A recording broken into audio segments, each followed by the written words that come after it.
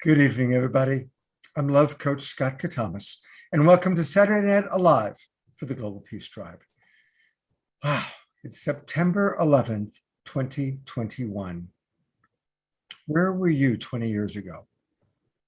This is one of those days that I would guess that every single one of you, and there are thousands who are either watching or will watch this, and I bet all of us can remember where we were exactly 20 years ago.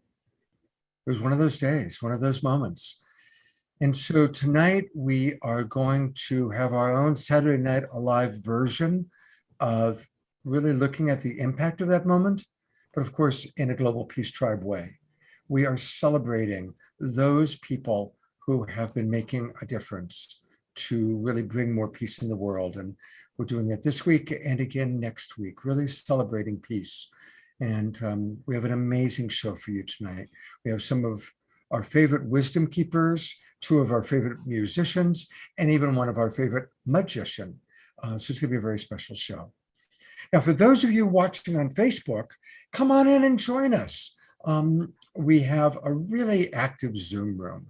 And so it's very, very easy to join the Global Peace Tribe. Just go to globalpeacetribe.com, globalpeacetribe.com, and register. It takes like a minute.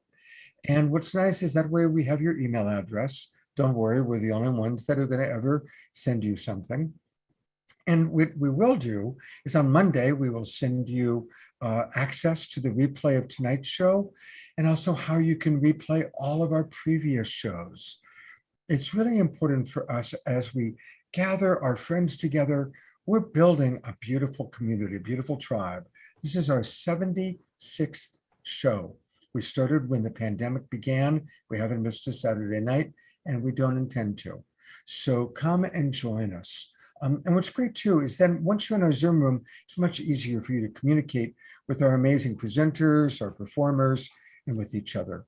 So again, please go to globalpeacetribe.com and join us.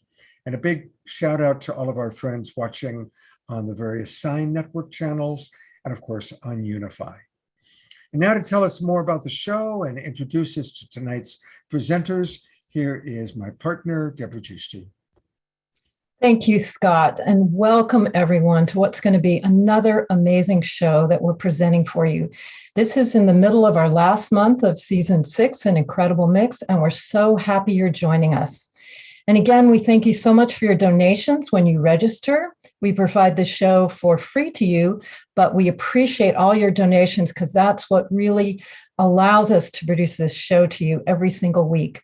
And we now have a new donation portal for Saturday Night Live in the Global Peace Tribe, which is supportgpt.com, where all your donations are tax deductible. So thank you so much. And yes, our theme is transforming tragedy into rejuvenation. We are going to be celebrating 11 days of global unity.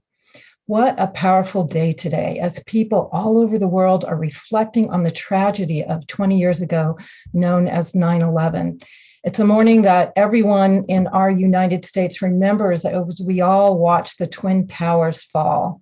We are mourning the loss of so many lives and major shifts in our country's trajectory into war.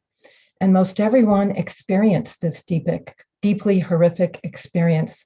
And we witnessed continued unfortunate choices of our country that have influenced what we are experiencing today.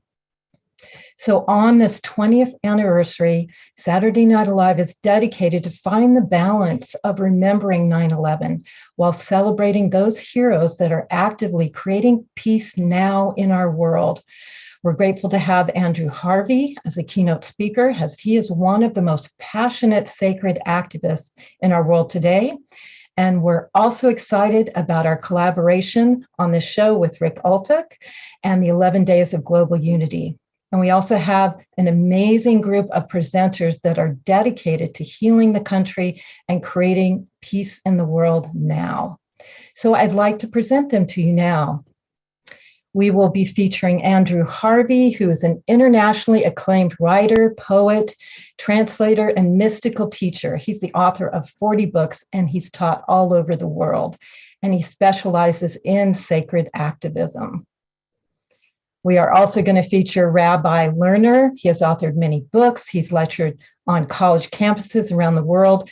Utne Reader called him one of America's most significant visionaries, and the Dalai Lama has honored him for his peace work. We are really happy to have Hazel Henderson. She is the founder of Ethical Markets Media, a certified B Corporation. She is a world-renowned futurist, syndicated columnist, and author of award-winning Ethical Markets. Hello, Hazel.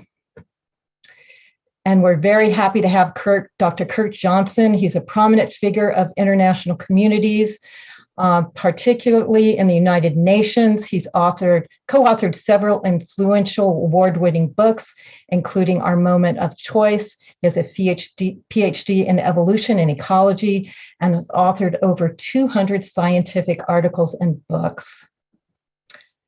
We also have with us Sharon Ria. She is a family relationships and communication coach, and she is the founder of Whole Family Coaching. Sharon is a creator of Company Coach and Global Movement.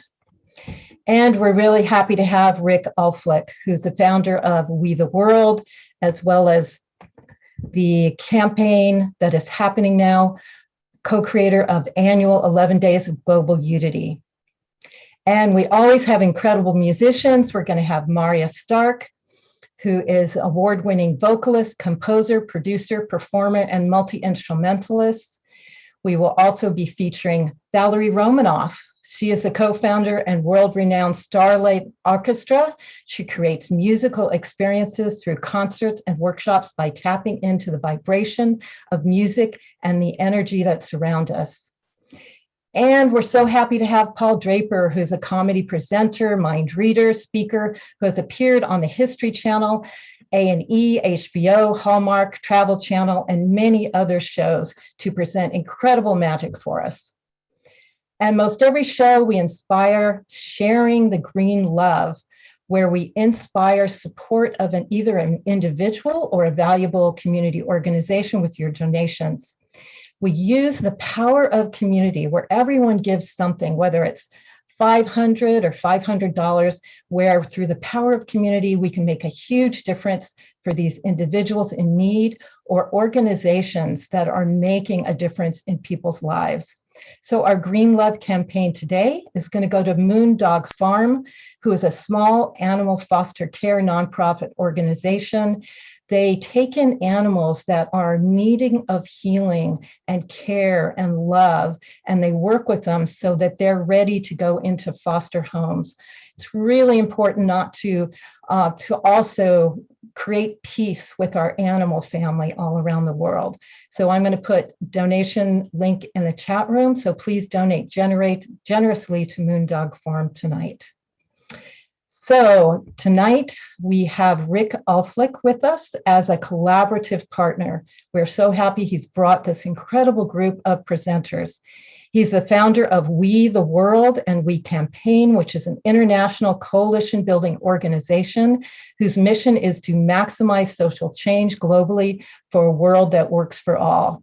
And he's creator of the 11 Days of Global Unity, which is starting today, September 11th through September 21st, which he's going to share with you about. So Rick, please share with us your inspiration for this show and what's taking place in the world right now. So happy to have you with us. It's great to be on with you. Thank you so much, Debra and Scott. What an exciting show we have today. So as Debra said, yes, my name is Rick Alflick. I'm founder of We the World at we.net. You know, it's all about we.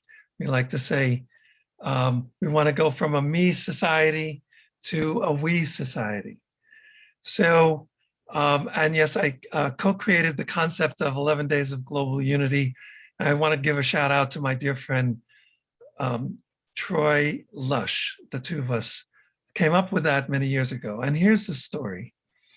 20 years ago today, in 2001, the International Day of Peace was scheduled to be celebrated at the opening session of the UN General Assembly in September, as it had been every year up to that point. Unfortunately, the celebration never happened because of the terrorist attacks of 9/11. The UN permanently put the International Day of Peace on September 21st from 2002 on.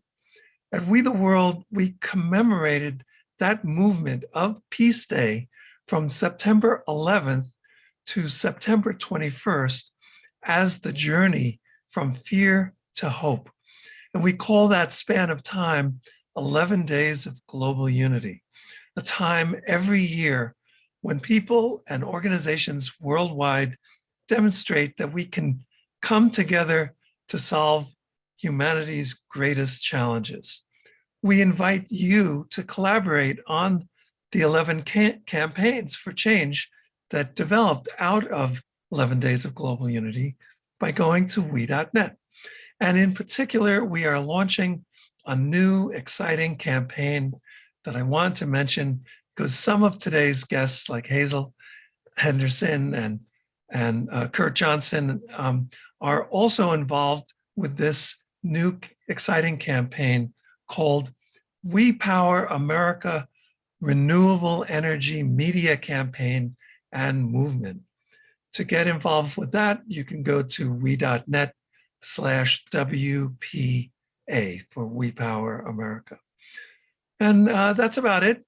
We'll talk more. And I'm so excited for the show that we have tonight. Back to you, Scott. Thank you, Rick. Thank you very much. So as we put these shows together, it's beautiful because we have so many wonderful friends, musicians, presenters, and we realized Valerie Romanoff would be the perfect musician to be with us. First of all, we love Valerie. She's one of our faves. But Valerie's from New York. She lives in New York now. She was there 20 years ago. So to share briefly about her experience of 9/11 and to get us going with some music, here is Valerie Romanoff. Thank you, Scott and Debra and everybody. It's especially wonderful to be here. We're talking about transformation, and we're talking about taking something that has pain to it and bringing it into something that has jubilation, was your word. And I love that because music is such a tool. You know, music is a tool to take us from here to there. And songs have messages in them and have reminders in them. And the song that I have chosen to kind of kick off this has a very special message in it.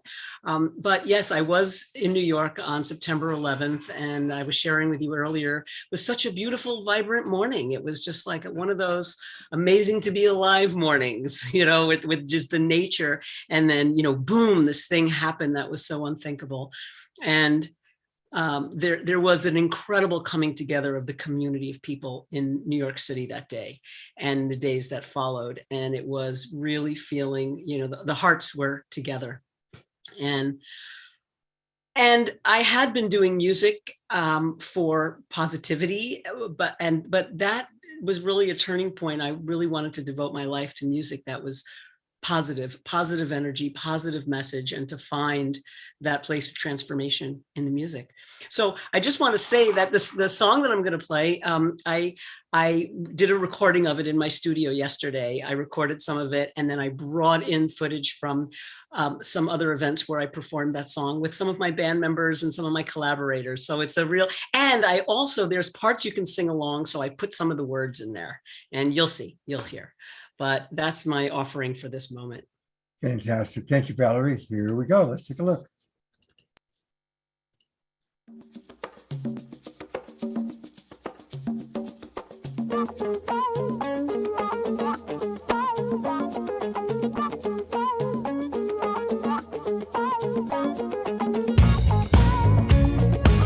There's just one message, people, straight from the heart. Love is the message, people. It's who we are. Come on, come on. The door is open. Come big, come small. You are all welcome. Join in, sit down. The tide is turning.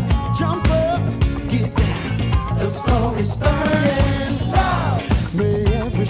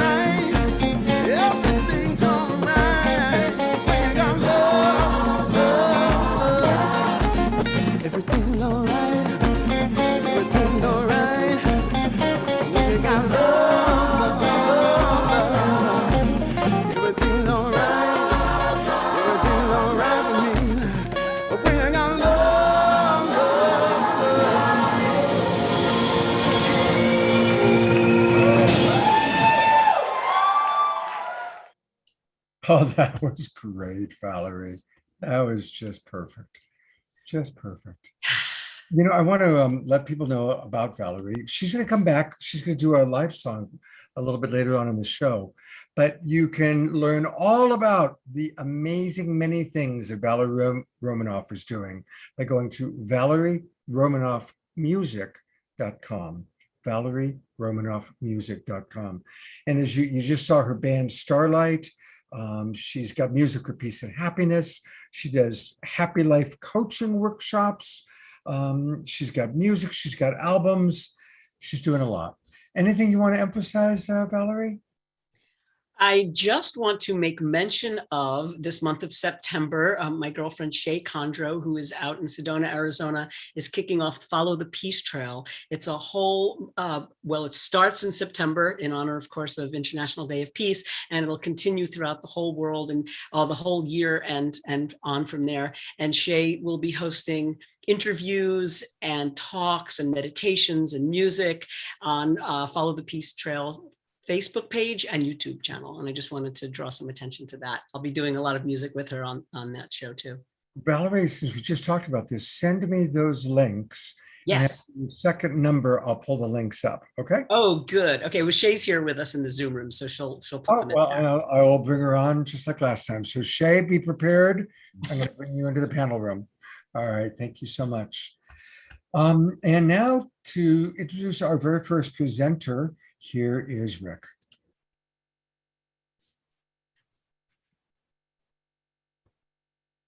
You're on, Rick. Okay, yeah, I had to unmute myself there. Thank you, and that was wonderful. I was dancing away, Valerie. That was really just rejuvenating right there. So Hazel Henderson is a dear friend and collaborator with me and We the World for many years. She's a visionary thinker and an acclaimed evolutionary economist. That's what some people call her, and I totally agree. She was one of the co-chairs who helped to launch 11 Days of Global Unity in 2004, along with Jane Goodall, Desmond Tutu, and Marianne Williamson. And Hazel is president of Ethical Markets Media and the author of Mapping the Global Transition to the Solar Age. Welcome to the show, Hazel Henderson. And you have to unmute yourself, Hazel. The 4 most used words during COVID. Please unmute yourself. Okay. Thank you, dear Rick. It's such an honor to be introduced by Rick Ulfik, an incredible human being. And I loved listening to Valerie. And she reminded us all of the truth, that we are all one, we human beings, we human family. And the DNA now confirms that. And so what I wanted to do just for a minute or two is to remind us all that there is very, very ancient wisdom codifying our human interdependence, which goes back to the beginning of human thought at the very beginning.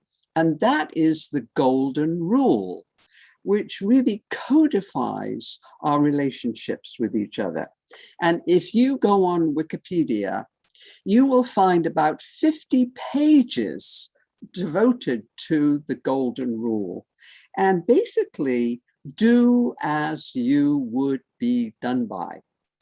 And it acknowledges the truth that we really are one human family. And it's the basis of all of our ethics and mutuality and the behavior, not only in our families and communities and nations, but also internationally. All of the international treaties are based on the golden rule, this idea of mutual rights and responsibilities to each other. And the golden rule really was what enables us to begin to trust each other and acknowledging that this has sort of been an evolution of human awareness of our interdependence. And we have built on each other for generations of the knowledge of all of this. And so what I found looking at this is the way the Golden Rule has been translated since the first century AD, when Jesus used it. And he said, do unto others as you would have others do unto you. And also Muhammad said it. And it goes back to Confucius and the Buddha, Plato. So almost everybody all of the wise people have relied on the Golden Rule. And what we're trying to do at Ethical Markets, and of course, we don't take any advertising or anything like that. We are a certified B Corporation, and all of our material on our site is freely downloadable and available to everybody. But basically, the Golden Rule is also the only way markets actually work. We have to have trust. And so it's really fundamental.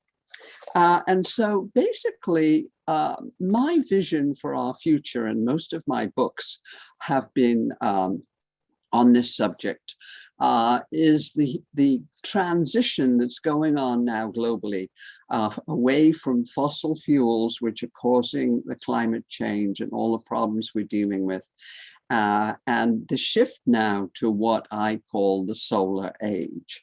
So I want to read you a poem, one of my poems, which is called Ode to the Solar Age. Entering the age of light, a new age of enlightenment, humans awakening to the solar age. Envisioned for centuries by many peoples on earth, those who worship the sun, saw land and fire as sacred, living with earth and winds, respecting the four directions. Yet hordes of strutting conquerors brought globalization and the vaunted industrial era, weaponizing ancient tools, money, and markets, narrowing relationships of caring, sharing, and mutual respect, the ancient golden rule of community, mathematizing exploitation, false metrics concealing the pain, devastation of the Anthropocene age, hidden by illusions of abstraction, destruction of other lives and species, marketing as progress and success.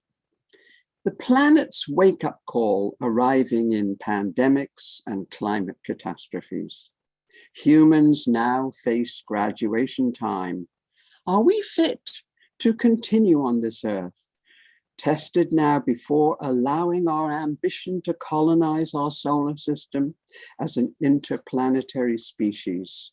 We need first to learn our true situation living with other species, dependent on our still hospitable planet, powered by the daily photon shower from our mother star, the sun.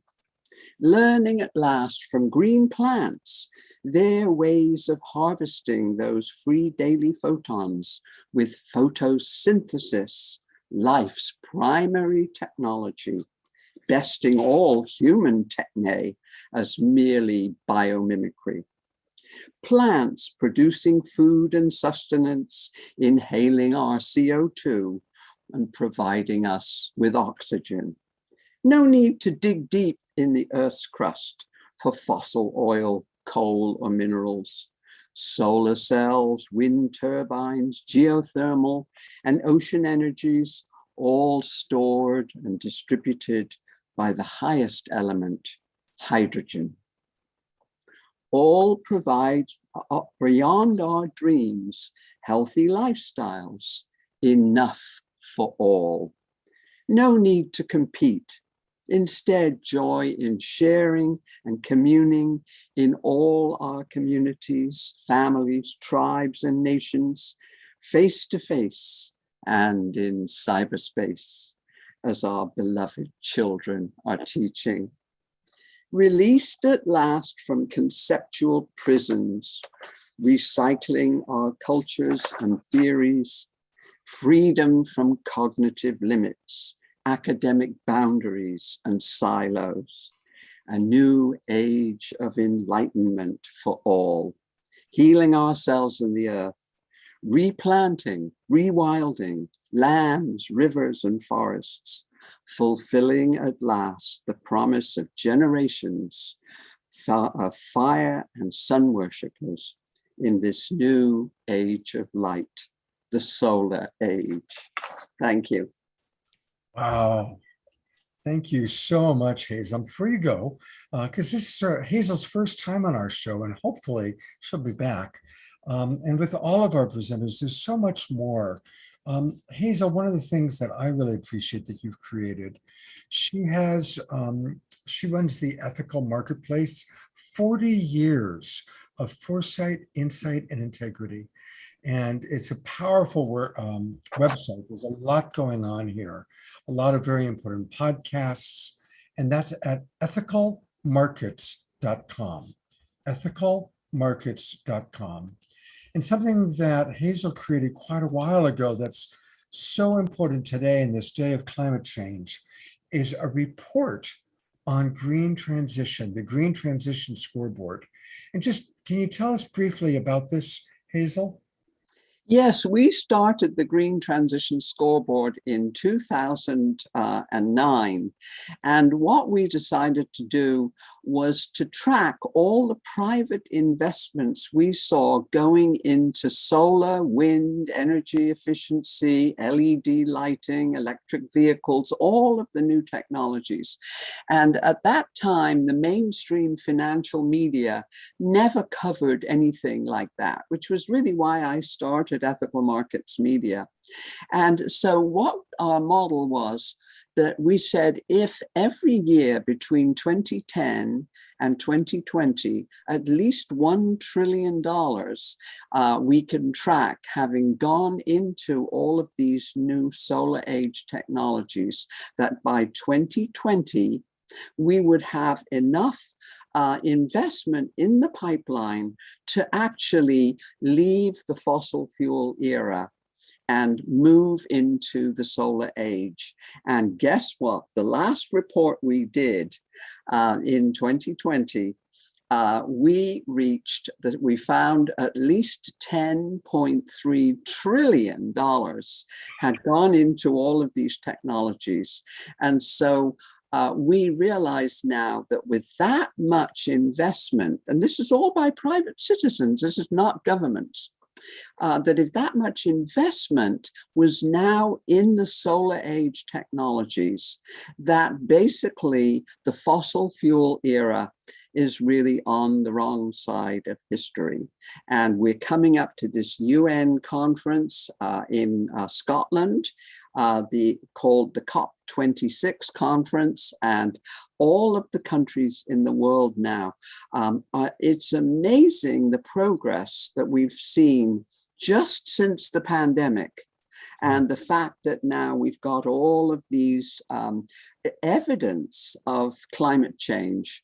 And so all around the world, the polls show that people now are driving the politicians and everything is speeding up.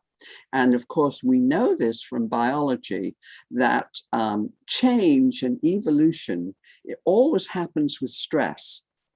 And basically, we're all being stressed right now. We all have to take a deep breath because we are riding the tiger of change.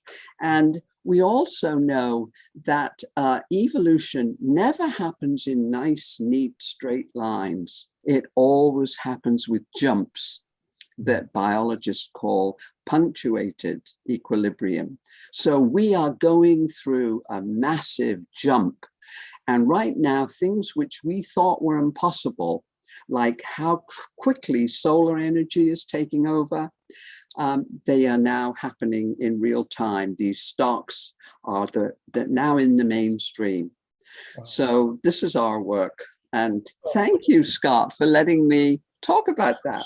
Thank you. You know, we periodically do environmental shows, and we're going to do one in October.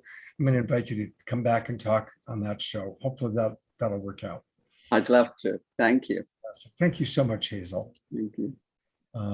And some wonderful comments. Our dear friends, Alan and Son, I'm actually going to put the spotlight on them a little bit later on tonight, wrote, "No doubt the truth delivered with love shall truly set us free." Absolutely, Al and Son.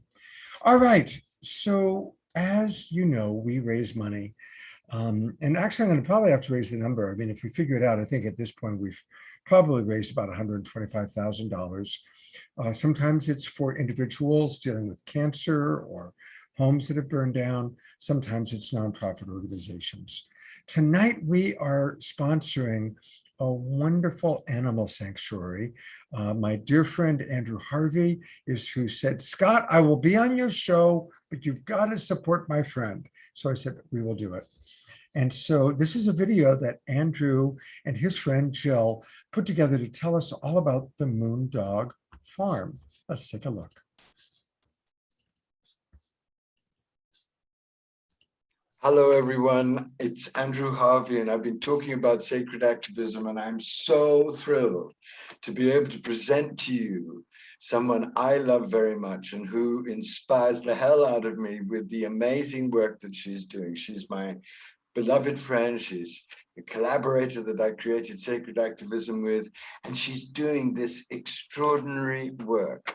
She has what she calls Moondog Farm, a little farm out in the country, and she gathers broken and shattered animals in that farm and looks after them, because she knows that what we need for the future is a completely new relationship with the creation. But she doesn't just think about it, she puts her whole life on the stake for it.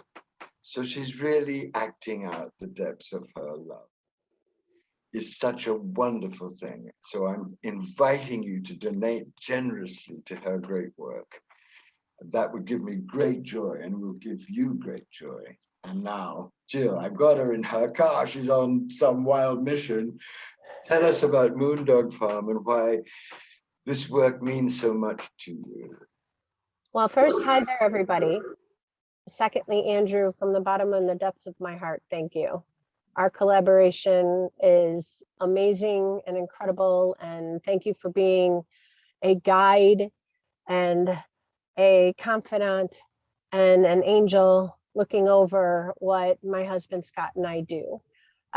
So for those of you who are listening, I'm so proud of you, darling. I'm so proud of you. Because it's such an honor. Yeah. Years ago, I made my way into seeing a friend that I hadn't seen in years who worked at an open intake shelter. An open intake shelter means that no animals can be turned away. That's a good thing. The hard and honest truth of it is that when there's too many animals and the rescues don't stand up to come and get them, or the rescues, which more often than anything is overwrought with animals ourselves, euthanasia will happen and those animals will start to lose their lives for cage space. Then there's normally a social outcry of people who we all refer to as keyboard warriors who think that the answer is, well, just go take them. But some of these animals have special needs. They have behavioral issues. They have to be the only animal. They have high costing medical issues. So we need angels, and we also we need people that are referred to as unicorns. Unicorns are the specialty, no other children, no other animals in the house that can take some of those behavioral animals or those highly needed special needs medical animals. And Scott and I would foster those. And I wait tables part-time to help afford care. So after a while, after numbers of them came through our home, we decided to start what we call the Moondog Farm for my love of the moon and dogs. So we moved to the Illinois-Indiana border. We live on an acre in a fixer-up, modest cottage-type home that we are surrounded by those that we've taken in. Our main focus is hospice, special needs. So we've had some wheelchair dogs. In fact, currently I have a white shepherd named Buddha, and Buddha doesn't have back legs. His legs are malformed. And so Buddha's in a chair. We have some of those specialty unadoptable dogs that have become part of our own pack. And then after working with a chain of pet stores, one specific pet store came to us and said, would you be interested in helping us get more guinea pigs and rabbits available for adoption? Wow. So I am honored to share that in the last 4 years, I believe we just broke over 1,000 guinea pigs and rabbits Wow. that we've taken So in. good. And, you know, some of them have been very medically compromised. Rabbits, for those that don't know, rabbits gestation is 28 days, hence the phrase multiply like rabbits. So all of our rabbits are microchipped and spayed and neutered before they are adopted out to help with population control in large colonies that can form, because many people like to let them go when they don't know what to do. And rabbits and guinea pigs are prey animals, so that makes them surviving out on their own almost impossible. So here we are. It's been an incredible journey that I wouldn't change for anything, and it's been nothing short of beyond frustration and many tears. We also foster dogs too. So those that aren't sanctuaried with us, we foster for another great, amazing organization named Trio. I think 45 to 50 of Trio's dogs have come through our doors and have gone on and found their forever homes as well. When you're called, you better step in, or God's going to make sure you will anyway. And that was us. I love the way you ended that. You It's have true. stepped in, darling. It is absolutely true. What she does is at the heart of everything I love and believe in the world. She's looking after vulnerable, voiceless animals, and there's an epidemic of animal cruelty at the moment, which shows just how crazy we become as human beings. And beyond all Jill's efficiency, you heard her just describe it so well, so punchily. She knows exactly what she's doing. What propels that is a vast, vast, burning, compassionate heart. So please join me in really celebrating this marvelous woman, the work she does, but also in donating to Moondog Farm, because as with all the great work in the world, let's just get real, all the real work out there desperately needs money, because it's pioneering work, it's edgy work, it's work in which people, ordinary, extraordinary people like yourselves, not with fancy cars and huge bank accounts, but people who just want to do something from their hearts.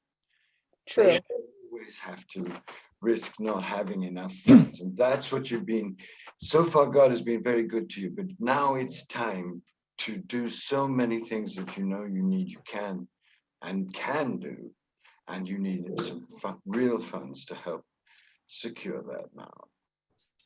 Thank you so much, Andrew. Thank you, Jill. And I'm going to bring up a Q code. We've started using this every week, and it's a wonderful way to make it nice and easy for everybody to donate. So what you're going to do is you're going to take your trusty little cell phone. You're going to go to your camera function, and you're going to go up, just go right towards the dinosaur. And you're going to see in the upper top, it says open code, and it's going to take you to the Moondog Farm where you can donate. Now, come on, everybody, you can all do this. And I'm going to donate right now while we're talking, or while I'm talking. This takes you straight to Moondog Farm. And even if it's only $5 that you can donate, whatever you can put in, please donate, be generous. This woman, Jill, is remarkable. I had several phone conversations with her, and she is the real deal. So she is really very, very special, and we want to support her. I'm donating right now, $44 as we talk, and putting in my PayPal information. And I want to encourage you to do the same. So again, just take your camera, go right up there. Now, if you don't want to use the camera function, Debra has been putting into the chat box the link, so you can do it that way. I'm now getting the security check. Isn't that a tricky one? And they don't make it easy. How many cars? I don't know. Is that a little car in that tiny box? It's always hard to tell. Now I got to check the new images. How many cars? I can't tell how many cars there are. Oh, there we go. How many buses? Now I'm at buses. There we go. I think I got all the buses. There we go. All right. So please donate generously. And by the way, if any of you have nonprofit organizations that you really strongly believe in, or if there's someone that you know that's really in need, especially members of our community, please email us the information and we'll take that into consideration. I'm still on the security check. This is silly. Is anybody else having all this? Am I the only person that has to go through like 16 different security checks to give away my money? Is anybody else having that issue? Bicycles. Now I'm at bicycles. I've gone to crosswalks, bicycles. I tell you. All right, so there we go. Finally got through. And again, thank you everybody for being generous with your donations. Thank you, Debra, for putting that up. And now we'll take a look at what's next on the agenda. Debra is going to introduce Maria Stark for some music. Yes, and thank you all for your donations. It really makes a big difference. And what an amazing show tonight. And we are going to continue to raise the energy with some music. Maria is a performer that's been with us several times. We love her music. She's an award-winning vocalist, composer, producer, performer, multi-instrumentalist. She is the founder of the Temple of Muse, where she's a mentor for the art of voice and songwriting, working with those that are passionate about refining their personal sound and developing their unique genius and bringing their creative visions to life. So thank you, Maria, for being with us again, and please bless us with your amazing sound. Thank you, Debra. It's an honor to be here, tuning in from Grass Valley today, where we just had a beautiful day yesterday of rain, much needed rain here in California. And inspired by this topic, from tragedy to rejuvenation and just coming in through the rain, I am inspired to share this song called Blood of the Stone, which is actually a phrase that is refers to the smell of rain on dust, this petrichor smell that when we smell it, we have this euphoric, ecstatic experience of it. And it is believed that that's because when we've developed this ecstasy in smelling this energy of relief, that the rains are coming, that means the nourishment is coming, that means the foods are coming. And we're going to survive as a species. And when I take into account massive transitions and tragedies and these experiences that shock us, it can feel sometimes like being in a desert, like, whoa, are we still connected with the flow of rejuvenation in life and the life-giving energies? And there's a powerful thing that can happen when we come together as a community to mourn together, to honor loss together, and to reconnect with the beauty of that euphoria, that is that joy that walks with sorrow as a part of having an open heart that is available to be with the complexity of life. So I offer this song, Blood of the Stone, as part of the medicine of continuing to open through the complexities of challenges and tragedies that life continues to offer as part of our human experience. And may we continue to open to the power of the waters within to flow generously and allow us to experience that euphoria of continuing to move towards life.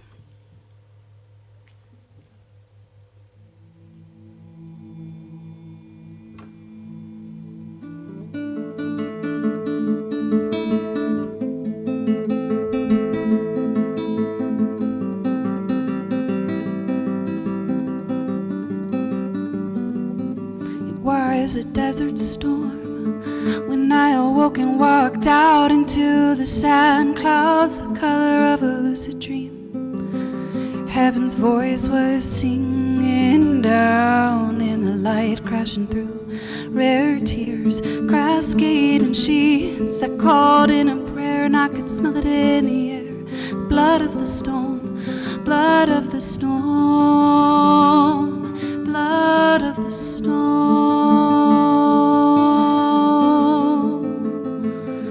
Blood of the stone.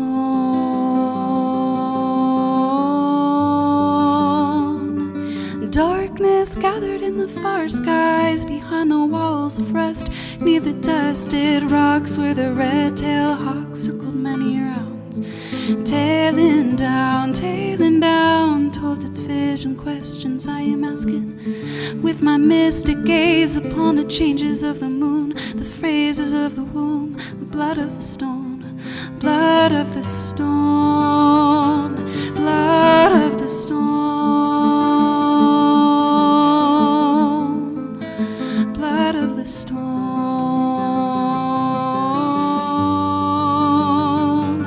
Monsoon.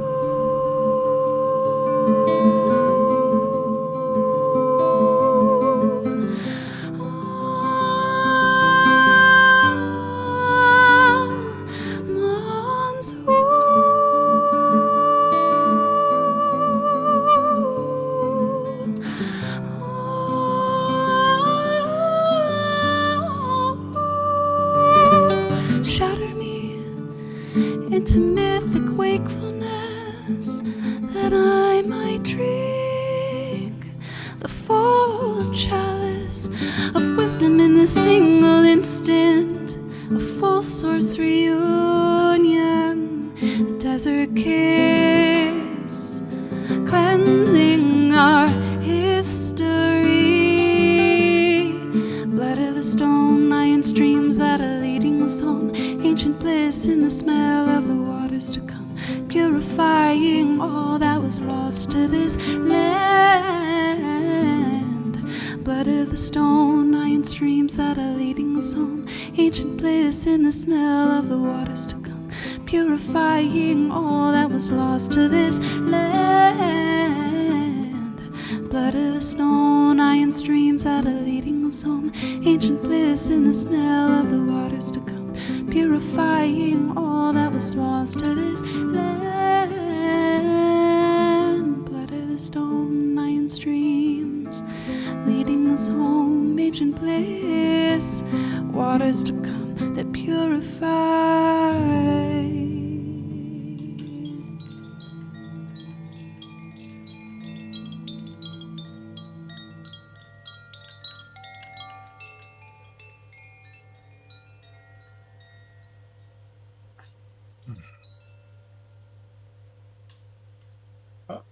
Oh, Maria, so beautiful. Just Thank you. Maria's going to be back for a second song, in fact, to close out our show tonight. But all things Maria do have an online home at templeofthemuse.com. Templeofthemuse.com. And I love that image of you welcoming us, Maria. Is there anything you want people to especially know on your website here? Yeah, I'd love to invite people to come check out Voice of My Womb, which is an offering that I have come up that's a 9-month journey for folks who have wombs, that we're going to be going on a journey of working with expressive arts, vocal alchemy, different ritual creativity processes to work with our lived experiences, rites of passage, moving through big, juicy experiences that we've had in our lives and working with it to harvest the lessons, the magic, and bringing that into, anchoring into our full creative potential. So it's for artists, for visionaries, for women who want to go through an alchemical rebirthing with their relationship with their voice, their womb, and their creativity. Wow, that looks just beautiful. I wish that I was of a different gender. And perfect timing. It starts October 5th. So I see that people can apply now. So if you're interested, go to templeofthemuse.com and then click on the rose petaled path, voice of my womb. And then that'll take you, if you scroll down, to where you can apply. Thank you, Scott. And we'll see you in a little while. Mm-hmm. Thank you so much. All right. What an amazing show this is, huh? Just so deep. All right. Well, we have another wonderful presenter. And to introduce our next presenter, we're going back to our co-host. Here's Rick. Hello. So wonderful. What a variety of people's work and life mission, right? So up next is Sharon Ria, who is a dear friend of mine, and she is also coordinator of We the World's campaign for unity. She works as a life and family coach and as an executive communications trainer. And she is the founder of the global movement, No Judgment, Just Love. And she is also the founder of Comfy Couch Conversations. Welcome to the show, Sharon Ria.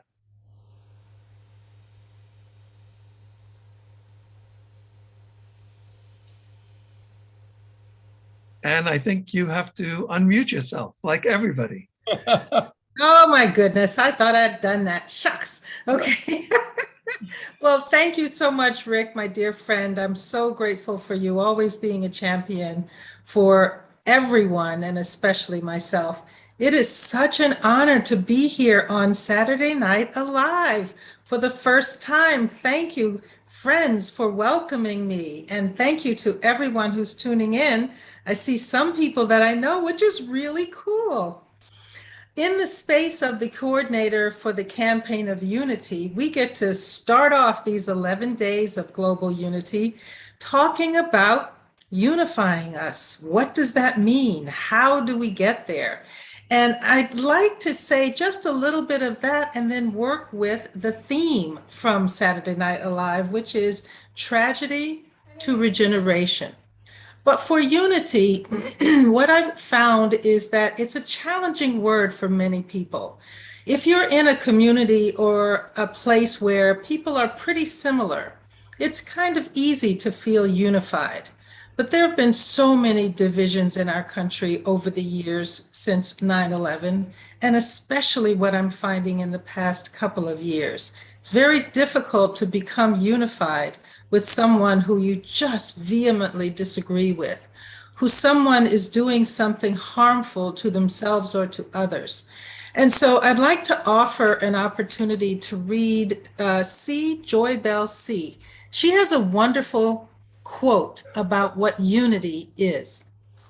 We are all equal in the fact that we are all different. We are all the same in the fact that we will never be the same. We are all united by the reality that all colors and all cultures are distinct and individual. We are harmonious in the reality that we are all held to the earth by the same gravity. And we don't share blood, but we all share the air that keeps us alive. And in that space and in those words, I think unity can be found. But as I ponder from the space of no judgment, just love, the phrase tragedy to regeneration, and I saw some people writing this in the chat, we are like a stew, this whole global family. And when you make a stew, You want to make sure you have the freshest, the most delicious, the most enticing ingredients. And so that is my gift to the world, is helping each individual person cultivate their own self-love. Because many of us have experienced tragedies in our lives. Collectively, it's 9/11. And individually, whatever happened when you were little, whatever happened when you were in your middle age, whatever happened to you even as an elder, causes you to see the world through some pain.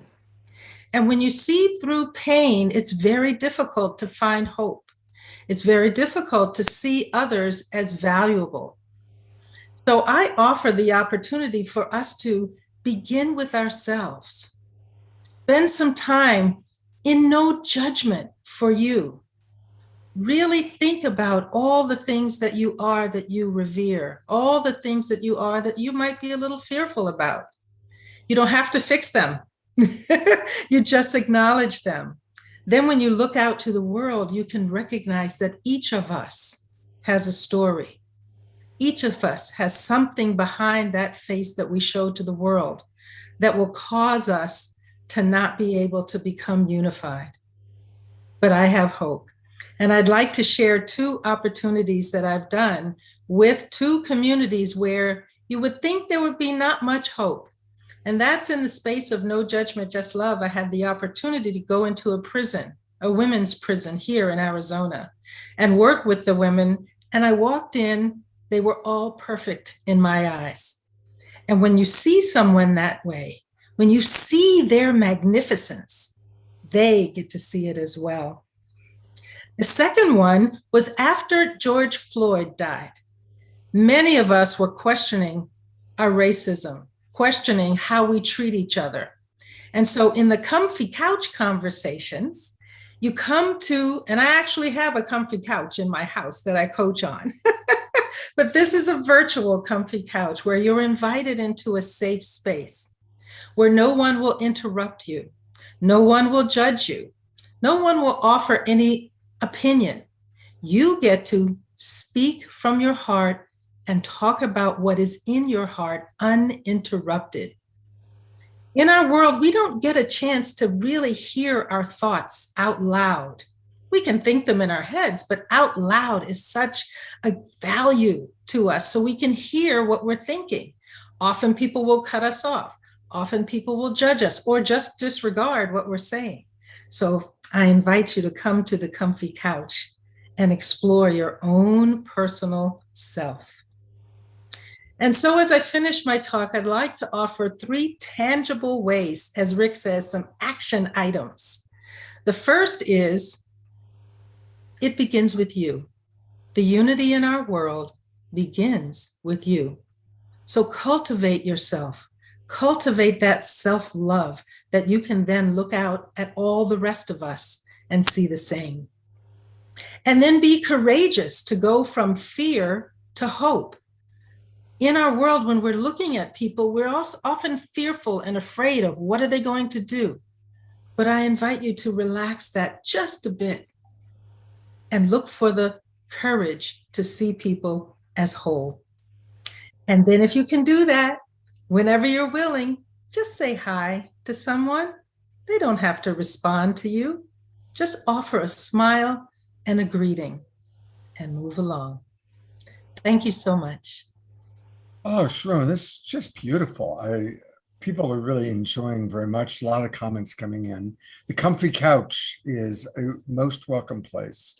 And to learn a little bit more about you, let's just all take a minute and drop into the simple beauty of her motto: no judgment, just love. And then she has all these wonderful products with a purpose. I love that idea, products with a purpose. And so to find out about that, we go to her website. And her website is the letter N, the letter J, the letter J, the letter L, .world. NJL.world. And Sharon, thank you so much. You've got a lot going on this website. Is there anything you want to make sure that I show the audience? what you're showing is beautiful. I just want to remind everyone, hello, we're all human and we judge all the time. Every day. So no judgment, just love is something to reach for. It's a moment-to-moment choice to judge yourself less and allow the rest of us to be who we are and who we are becoming. Beautiful. Thank you so much for sharing that. And it's true. My primary mentor in my life was Marshall Rosenberg, who helped me. I traveled and talked with Marshall, and he really helped me to understand about judgment. And he would always say, don't judge the judge. We judge throughout the day, but underneath the judgment, what are my needs? What are my values? Right? Which of my needs and values are not being met by whatever it is I'm judging? So we bring it back to our needs and our values. So thank you for that. Thank you, Sharon. Thank you so much. Sure, hope you'll come back again soon. Thank you. All right, well, it's time for some magic. And again, as we were putting this show together, it's so much fun putting these shows together, to be honest. I thought to myself, okay, we're doing a show all about transformation, transforming, kind of shifting our consciousness from the pain of the war in Afghanistan and the pain around 9/11 into a more positive vision. I thought, let's have a magician who can focus on transformation. Well, that, of course, meant that we had to invite the wonderful Paul Draper on with us. Yay! I unmuted myself. Hi, everybody. Good to see you.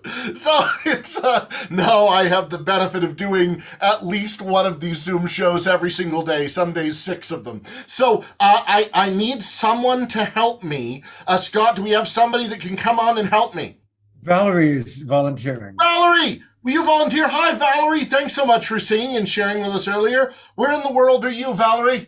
Right now I am in New York. In New York? Valley. Not in the city. I'm up in the mountains. Up in the mountains. Where at in the mountains? I am in the Hudson Valley in New York. Oh, beautiful. Up by the river in the mountains. So beautiful up there. Now, are you old enough to remember the movie Ghostbusters? Yes. Yes, all right. So you might be familiar with these symbols. They were used by Dr. Rhine at Duke University to study psychics. They were also used by Dr. Venkman on Ghostbusters to study psychics. Now, you and I didn't set anything up ahead of time, right? Correct. And you knew that you were going to come on and play, but I didn't tell you what to say or what to do. Is that right? Now, Correct. Inside each of these envelopes, I'm going to put one of these little cards, one little card inside each individual little envelope. And it's so important right now in this digital age. I've found how meaningful it is to people to send people cards, emotional cards, cards with our handwriting on it, cards with things that we feel and care about each of them. Because receiving something in the mail is so unique these days for it to come from someone that we know and that we love. And so sending things every day with our personal touch. Inside each of these is a card. I have a prediction over here inside the big one. I'll mix these up, Valerie. It matches your background. Anytime you want, say stop. Stop. Right there. Okay, so in the order that you've chosen, I'll pull that apart. We have 1, 2, 3, 4, 5. I want you to be the psychic. I'm going to try and send you a symbol here. Which one of these? 1, 2, 3, 4, 5. 1, 2, 3, 4, 5. Which one matches that envelope? 2. 2. Achad, Shtaim, Shalosh, Arba, Happy New Year, Rosh Hashanah just passed. Inside of here is one symbol and one symbol only. Your symbol is the star, the star, the star. Inside of here ahead of time, I placed a prediction, the star. Fantastic job, Valerie. Thanks so much for helping. Everybody give Valerie a virtual round of applause. Yay! That's sign language round of applause. We'll let Valerie go. Thanks so much, Valerie, for helping me out. Now, it's so important right now that we remember the power that we had at 20 years ago when we all chose to come together. We all chose to come together as a community. If you're watching here in the United States, the red, the white, the blue. That could also be England, right? We have the same colors. But when we all chose to come together and share as one, and it was amazing around the world, the different countries, they came together in song to share with us and to think about America and the great things that America had done so that we could remember the great power of coming together all as one, as oh, I'm sorry, I made a mistake there. I can see the mistake I made. So sometimes you make mistakes and you don't remember to unmute yourself even though you have beautiful things to say. Sometimes you make mistakes and your friends have to step in and tell you that you've made a mistake so that you can fix it, so you can share with everybody. So just like that, now it's fixed, a perfect America, just like we have right now, that's perfect in every, there's still so many things to fix, aren't there? There's still so many problems. Well, it's okay if we all work together. I of course have we have to have everyone do the magical wave here. Everyone over the top do a magical wave just like that. And inside there, now of course, this is the great American experiment where we're all learning together day by day, piece by piece, to become better people. We're not yet a perfect country. We may never be. But if we all work together and we all love each other and we practice that non-judgment, we get closer every day. Thanks for letting me share that bit of magical transformation. Oh, beautiful. Just beautiful, Paul. And Paul's going to be back for a second piece, but I'm going to be back. He'll be back, but you can also find out about Paul by going to his name. PaulDraper.com. That's me. That's him. And it's a wonderful, Paul, you have so much wonderful energy. Thank you. And thank you. I know that every day you donate one magic show to children, senior citizens. So thank you for your service to the world. Thank you. It's so important that we give back with whatever we have every day. Thanks, everybody. See you in a little bit. All right. And to introduce our next presenter, here's Rick. Okay. Okay, can you hear me now? Yes, we can, Rick. All right, great. So I'm so excited to bring in our next guest. Dr. Kurt Johnson is a dear friend and close collaborator with We the World for decades. He has worked in professional science and comparative religion for over 40 years and serves on many international committees, particularly at the United Nations. As part of Unity Earth, he co-edits its magazines, The Convergence and Light on Light, and co-hosts its Convergence series on Voice America Radio Network. Welcome to the show, Kurt Johnson. Thank you, Rick. Thanks so much. So, okay, I want to share some new good news from the world of science. As an evolutionary biologist and as a person of interfaith spirituality. And in the spirit of the theme of this gathering, which is transforming tragedy into rejuvenation, I'm going to entitle it Transforming What We Thought Was Tragedy into Rejuvenation in the World of Science. So first of all, then in science, what was the tragedy? Well, it was the old view of evolution. And this is the one that you're probably familiar with, that evolution is survival of the fittest, and it's the best competitor that wins, and that you only get ahead at someone else's expense, and that's how nature works. All right, so what's been the transformation? Well, as you may or may not know, science changed its mind 7 years ago when it was discovered through supercomputers and all kinds of other new techniques that yes, survival of the fittest is true, but the definition of fitness changes as systems complexify, and especially once there is an intelligent species with conscious choice. Survival of the fittest as the best competitor, the Shark Tank or the dog eat dog, is only true at the most primitive levels of evolution. At the higher levels, and once there is conscious choice, the definition of fitness changes to who is the best cooperator. And I'll repeat that, who is the best cooperator? So that's the new science, and that's the very good news. So what then is the rejuvenation? Well, the rejuvenation is at least twofold. First, we are not fighting an uphill battle against evolution. Evolution trends in the same way our hearts and the great wisdom traditions see it. It trends toward adaptation, successful adaptation, which is evolution itself. So the message of evolution and the message of the great wisdom traditions are now finally on the same page. As we discussed with His Holiness the Dalai Lama at his home in India just 2 Novembers ago, much to his delight. The second part of the rejuvenation is that the message is telling us, get in the driver's seat of your own evolution. Get in the driver's seat. If evolution is trying to serve the whole, and it is, let's put all of our efforts in that same direction as well. And then we'll have the evolutionary wind at our backs, not in our faces, as the old view of evolution would have had us believe. So that's the good news from the new science.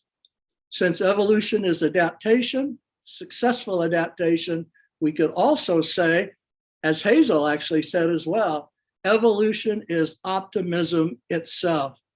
So I hope that this is a takeaway that you will really find useful. Thanks so much.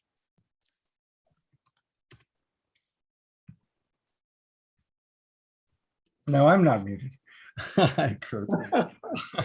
Well, first of all, thank you very much. And I want to give people a chance to learn a little bit more about you. Tell us about Light on Light magazine. Well, actually, Light on Light magazine is one of the 3 magazines, as Rick said, that grew out of Unity Earth. And we started with the Convergence magazine, which was about all the events that Unity Earth was doing around the world and reporting on them, mostly so all those people would have something to show and those events would live in perpetuity. So then we discovered that that dialogue wasn't enough, that we also needed something on spiritual practice and inspired lifestyle. That's where Light on Light magazine came from. And it's really it has the largest circulation of all our magazines. We also made a commitment to conscious business. So our 3rd magazine is Conscious Business magazine. And then the series on Voice America, which was always also called The Convergence, that's where we talk with leaders from all around the world on exactly the direction we're all talking about tonight. Is how do we take this world the way that we all want to see it go? And we actually have a wonderful program. I'll put the link in the chat after I'm done here. At Voice America Now with Gene Houston, Ken Wilber, Rianne Eisler, David Corton, David Sloan Wilson, on Toward a World That Works for All. And I think you'll find that really inspiring. I'll put the link in and you can listen to it 24/7 anytime. So that's what that's all about. Beautiful. Thank you so much. And one other place people can go to find out more about what he's talking about is lightonlight.us. Lightonlight.us. And Kurt, thank you so much for spending some time and being with us. And we look forward to hopefully seeing you again soon. You are welcome. Always happy to share good news. Yeah. And, that's what's so beautiful about this show is that, look, the world, it's a tough time, but there's a lot to be inspired by. And mainstream media focuses on all the negativity. And so that's why we like to bring people that are balanced and sober, but inspiring. And speaking of inspiring, Debra and I had the pleasure of being up last weekend with the twin rays, Shekinah and Sananda. And all 3 shows that I did last weekend were with them. My Street Talk show, Saturday Night Alive, and the Sacred Sunday show. And it was really quite wonderful to be with them. They are amazing. And we're going to be doing a lot of collaboration with them. We're very excited about that. And so to kind of take us to a really beautiful level of consciousness, I'm going to share with you a video that Shekinah made.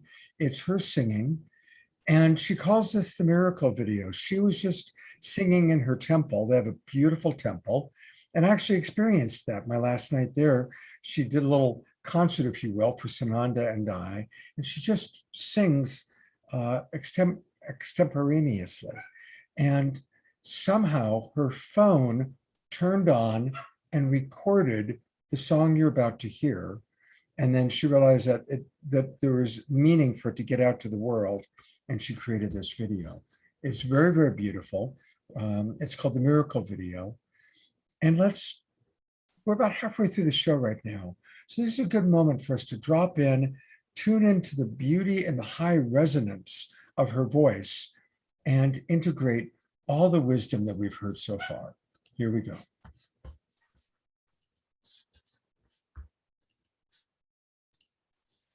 Hana bekoge julat yaminecha tati tehua kaberina tamcha sabenu darenu noa Hana bekoge julat yaminecha tati tehua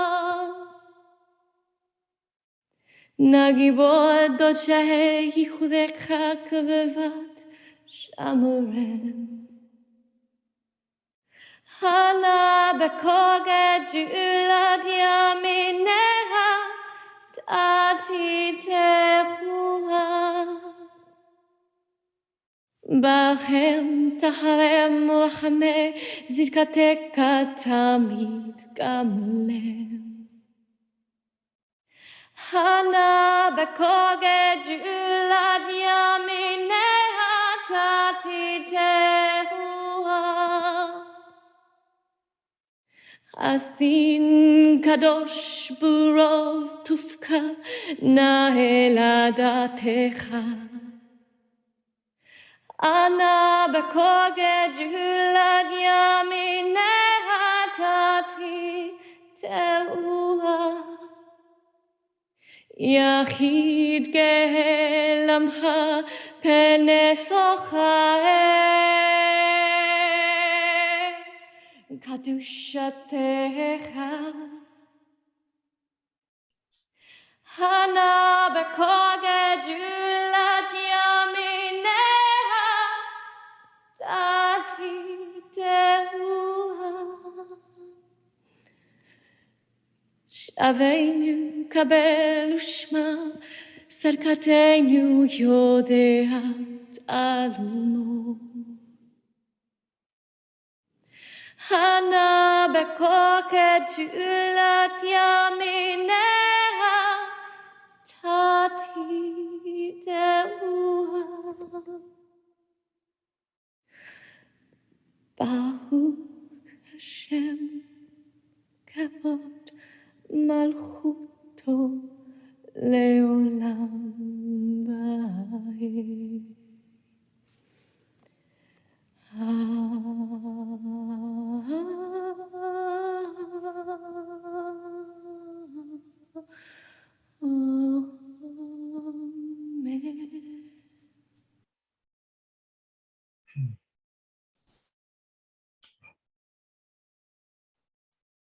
Breathing in the high vibration, Shekinah, her voice, her consciousness.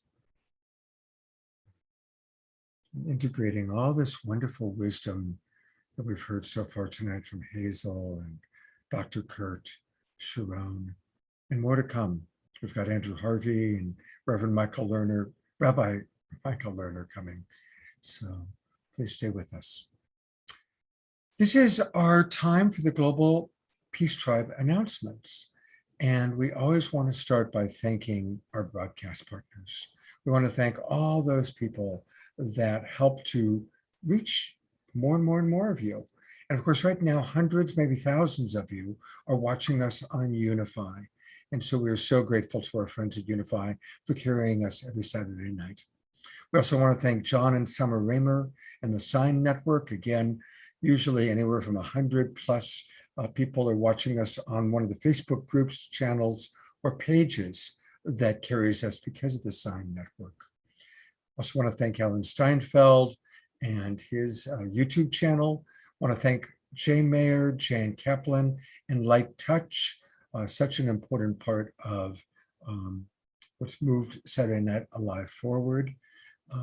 We want to thank all of the people that have sponsored us: Tom Palladino, Lori Grace, Wendy Grace, and others. Thank you for all of your support.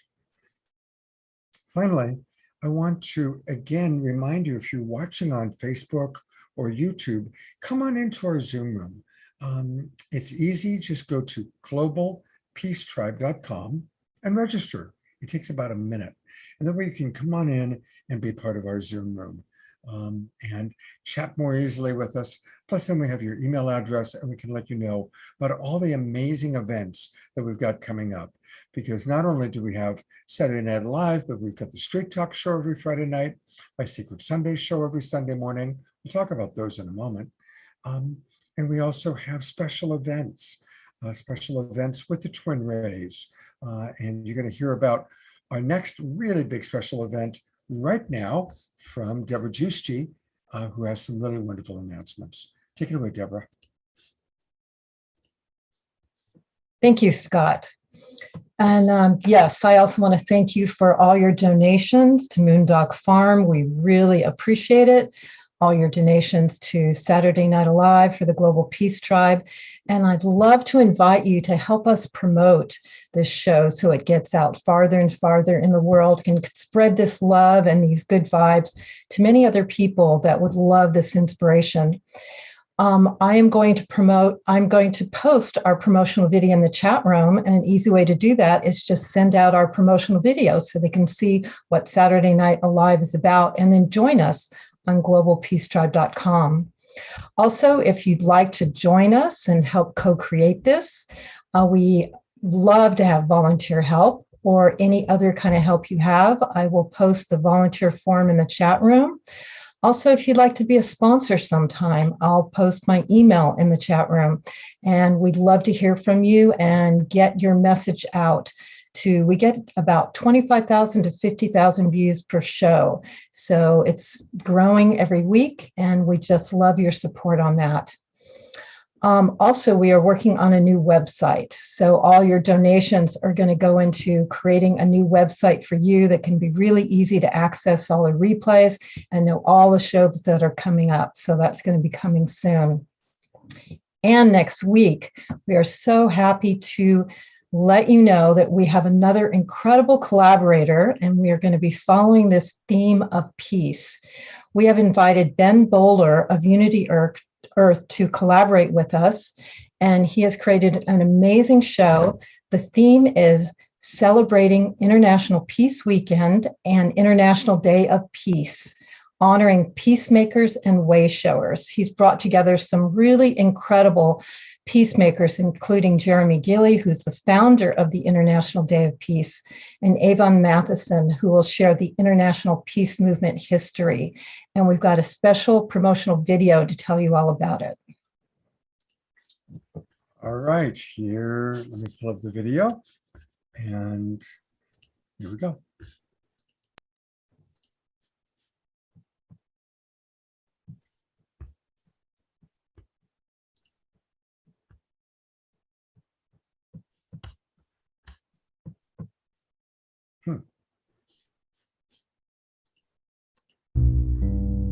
Hi, I'm Lily Hayden from the group Opium Moon, and we're so excited to be joining Saturday Night Alive, September 18th, celebrating International Peace Day and Peace Weekend. We in Opium Moon come from Iran, Israel, United States, and Canada, from Muslim, Jewish, and Christian backgrounds, and in our music, we make peace through harmony. We'll be doing a special performance for you for this event. We hope you'll join us as we celebrate and make peace together. It is a very auspicious time. 2021 marks the 40th anniversary of the UN resolution that created the International Day of Peace.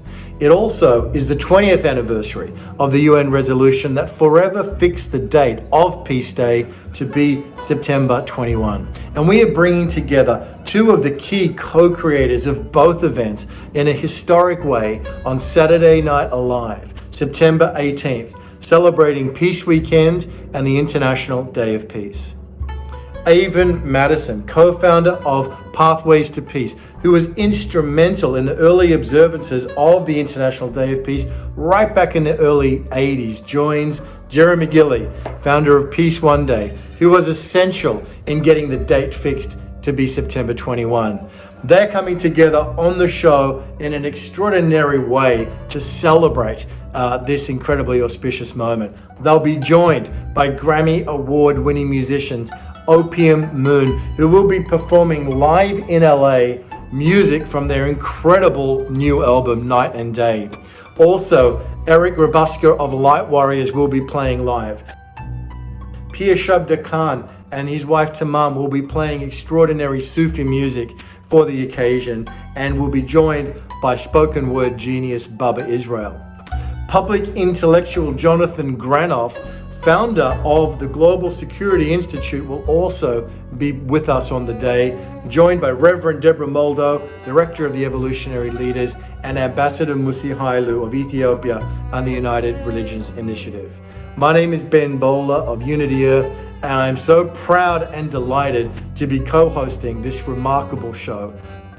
Sponsored by Purpose Earth, please join us for this special celebration of Peace Weekend and the International Day of Peace on September 18th on Saturday Night Alive.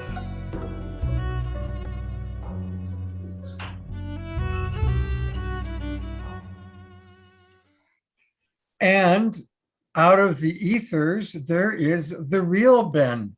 Hey, Ben, welcome. Thank you so much, Scott and Debra. And firstly, congratulations, everybody, to you, Rick and Kurt. What an amazing show tonight has been. Incredible musical performances, and Miss Henderson was extraordinary as well. So congratulations to everybody on an amazing show. And we're super excited. This is kind of, as you said, Scott, a bit of a two-part series on the 11th and then going to the 18th, all part of the 11 Days of Global Unity. And of course, all of it's orientated around the International Day of Peace.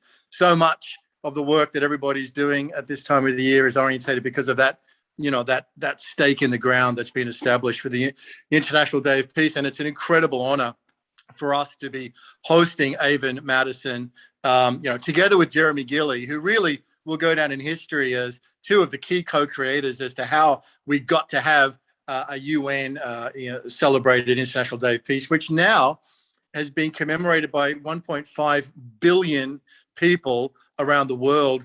And Jeremy Gilley, founder of Peace One Day, is on a mission to double that number over the next 5 years. So it really is shaping up to be our first planetary holiday of significance.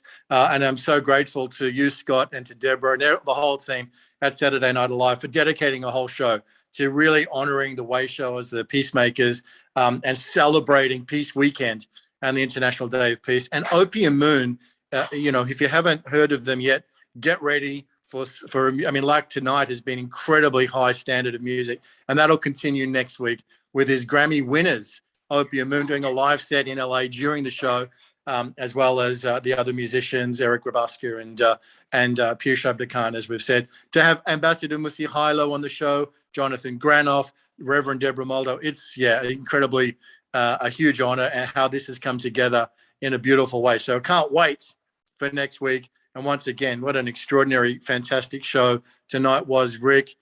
Beautiful job. And Scott, to you and Debra as well. So looking forward to going from strength to strength with, as Kurt said, the evolutionary wind at our back now. So thank you, Scott, and back to you.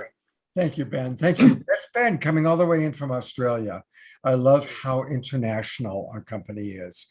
And I want to put the spotlight for a minute on Alan and Son. These are two of my oldest friends. Well, it's not that they're that old. It's that we've been working together for about 30 years now. And they are who create most of the videos that you see, including the B-roll of the videos we're going to have with Andrew Harvey and Rabbi Michael Lerner. They create the wonderful promotional video you just watched. So a big shout out to Alan and Son, watching from Virtual World Studios in Boulder Creek, California. A comfortable couch. Thank you so much. Hey, Yeah, well, thank you so much. It's so inspiring to share all this time with you guys. You really do make a difference. oh, thank you, Son. Thank you. Also, I want to let everybody know that we've got a really cool event happening this Tuesday night. You know, Debra and I have started doing special events through the Global Peace Tribe. And this Tuesday night, it's going to be two of our absolute favorites. We've got Swami Beyondananda, who is very funny and very pertinent with what he has to say, and Louisa Stowe, one of our favorite musicians. And they're going to be providing an evening of cosmic comedy and mantra-infused rock. And they're calling it a worldwide conspiracy of love. And it's also being called the Weevolution. So join us. And Debra is going to put into the chat box. And that's why it's important for everybody out there in Facebook land to come on into our Zoom room, because it's easier to see all the links that Debra puts in throughout the show. So definitely there are a few seats available. This is going to be a Zoom meeting, which means that the cameras are on. We all can interact and see each other. So please join us on Tuesday night. That's from 6 till 8 p.m. Pacific time, or 9 till 11 on the East Coast. We know you East Coasters are used to staying up late. Debra, do you want to add something? Yeah, we are offering a special promo code to everyone on the show tonight, so you can get in for the early bird cost. So we want to honor you for being with us. I'm going to put that promo code in there. The promo code is family, because that's what we feel about you. So if you want to come join us, it'll only be $22 to join us on this, special, very heart-filled gathering where we could all be together and laugh and do truth-telling and open up our hearts with Louisa Stowe. So please join us. And I'll post that in the chat room. Use the promo code family. Beautiful. So that's Tuesday night. That's coming right up, so please do join us. It's going to be a lot of fun.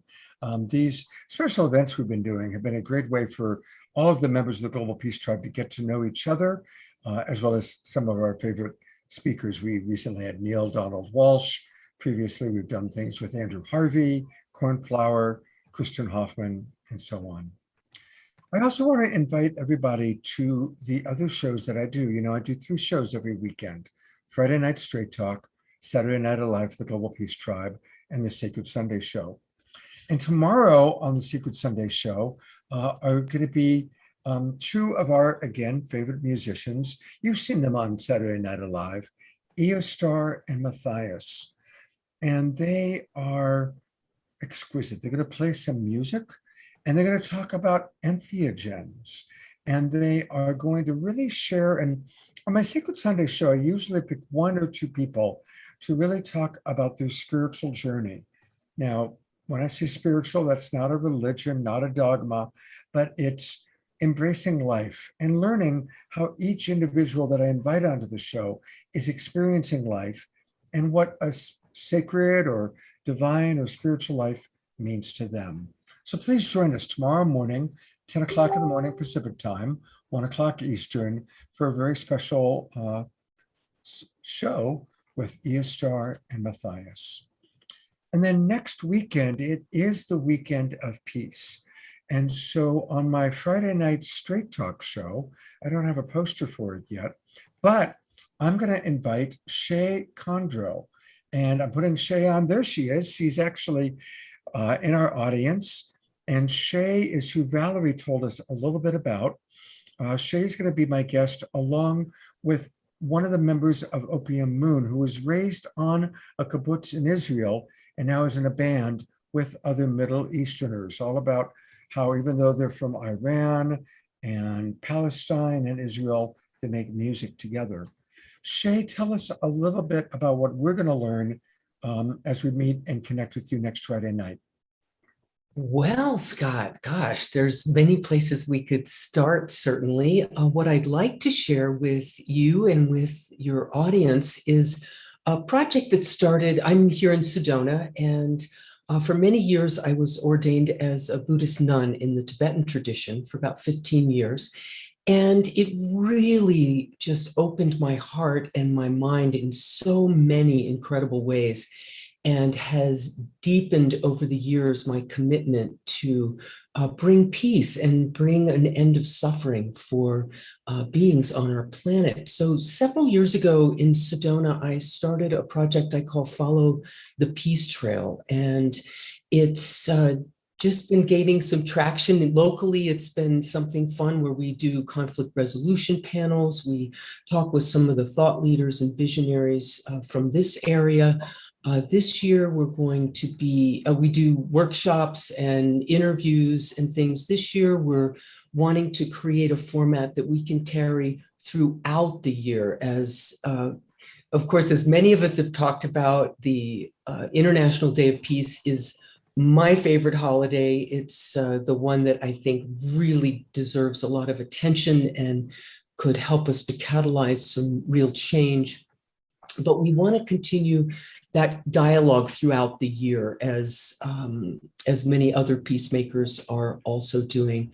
And part of the theme there is small acts of immeasurable benefit. So the invitation is to help people find ways in their everyday lives that they can support this awakening of our planet through simple things, through their relationship with themselves, through their relationships with each other, through the way we treat our planet. So there's lots of wisdom that's contained in ordinary voices. And so we like to shine a light on that and point to people, share the wisdom of our experience, and invite people just to take a small step towards creating change. Beautiful. Well, Shay, I'm really looking forward to having you on the show next Friday night. People can learn more by going to Shay, that's SHEY, global.com. We're all going to learn how to follow the Peace Trail. It'll be a wonderful way to kick off Peace Weekend. And I'm really looking forward to getting to know you next Friday night. Thank you for being with us tonight. And thank you, Valerie, for turning us on to Shay. And speaking of Valerie, here's Debra to introduce Valerie for her next song. We are lucky to have another song with Valerie, and this is going to be a live performance. She is so versatile with so much she can do, but there's always so much love, so much good juju. And she is the co-founder of the world-renowned Starlight Orchestra, and she creates musical experiences at concerts and workshops and private events. And we're so happy to have you with us again and give us some of your magic again. Thank you, Valerie. Yay, thank you. And I was just, I'm just looking at behind me. I also want another shout out to Shay. She created all this art that's in my studio. So I'm just gonna move out of the way. She created this for the Sedona Yoga Festival, the banners behind, and here they are in my studio. And that is a painting that's also, she has an amazing collection of work, including transformational jewelry. So I just wanted to share that, there's within everything that we do and we express, there's intentions, and there's it imbued with what our dreams and what we want to share with the world. And I'm doing that with music, and Shay's doing that with all of her projects, her speaking and her art as well. And I want to just, before I do the song, draw a little attention to another very special person, mentor to me, a teacher and a dear friend. Her name is Tao Porchon Lynch. I'm just going to show you. She was 101 and a half when she passed away right before the pandemic. And she was a yoga teacher and a spiritual teacher, among other things. And we've done a bunch of projects together, and I scored music to her poetry and meditations. And it was part of this book called Reflections, The Yogic Journey of Life. And I took some of her teachings and I made a song out of it. And I used her voice and I put the music to it. And the reason that I share this tonight is because with so much going on in our outer world and so much drama, there's always it's important to remember to tune inward, that there's a whole world inside of us and the different dimensions and the different levels of reality. And Tao spoke about this. So I'm going to play along with this track with her speaking, and you could feel free to close your eyes or you can leave them open, but ponder the words. It's called Om Shanti Shalom. That was how she ended every yoga class, with these words: peace be unto you and all living things.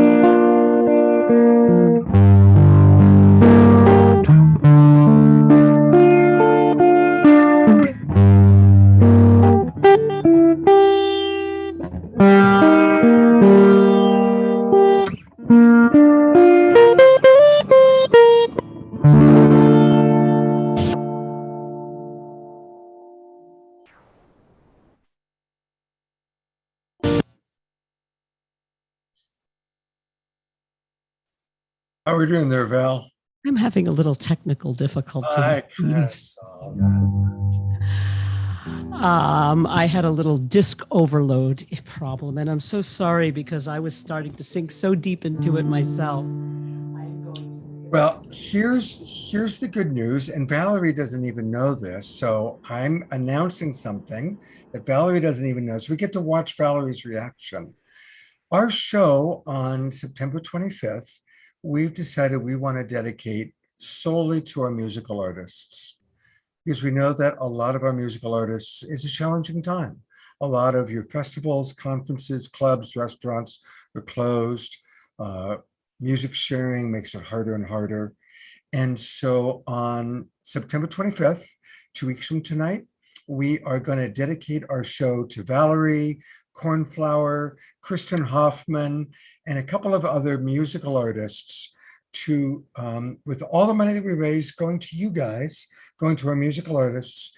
And Valerie, we're hoping you'll be able to join us either by video or live 2 weeks from tonight. And how about if we finish the song that night? Thank you. That would be amazing. That would be fantastic. Great. That's great. amazing. Thank you, Scott. And thank you very for much. bearing with. Precious to us. So thank you. And a reminder that you can get more Valerie between now and 2 weeks from now by going to her website, ValerieRomanoffMusic.com. ValerieRomanoffMusic.com. So, and yeah, 2 weeks from now, it's, you know, the music is such an incredibly important part of Saturday Night Alive. And it's always so uplifting. And we really want to honor and support our musical friends that are going through hard times. So we're going to have several amazing musicians. And what's going to be fun is each one will play a song, but they'll also get a chance to share something from their heart. You know, just like Valerie was sharing about Shay, and you know, all of our musical artists have a deep love and care for different things. So it's going to be a unique show 2 weeks from tonight. All right. One of the great joys for myself from Saturday Night Live has been getting to know all the amazing people each weekend. And I've been a fan of Andrew Harvey for probably 25 years. His books have deeply inspired me. His Gospel of Thomas, his A Walk with Four Guides are two of, like, if I could only take 10 books onto an island that I had to live with for the rest of my life, both of those would be on there, with Autobiography of a Yogi and Course in Miracles and a few others. And I've gotten to know Andrew really well through Saturday Night Live, and I can even say we've become friends. Andrew is brilliant. He is a passionate, world-renowned author, speaker. This is a man who's worked with the Dalai Lama. He's written books, over 40 books, and he usually collaborates with other extraordinary people. And he has some very powerful wisdom for us. So I want to invite everybody to drop in and take in the wisdom of my friend, Andrew Harvey.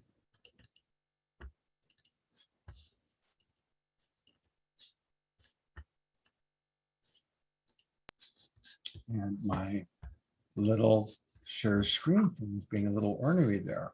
Let's try again. There we go. Welcome, Andrew. We are so grateful to have you with us tonight.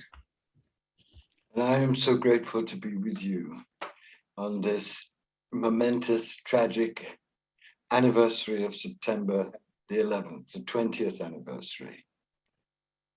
I will never forget, as you will never forget, seeing those images of the towers collapsing.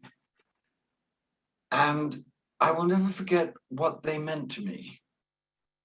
Because what I saw with my inner divine eye as the towers were collapsing was that the towers collapsing were like the water breaking of a monstrous birth, terrible birth, the birth of all the events that have ensued, which have caused so much heartbreak, so much tragedy to the Iraqis, to the Afghans, and to us, and to the American soldiers, men and women who died in those places.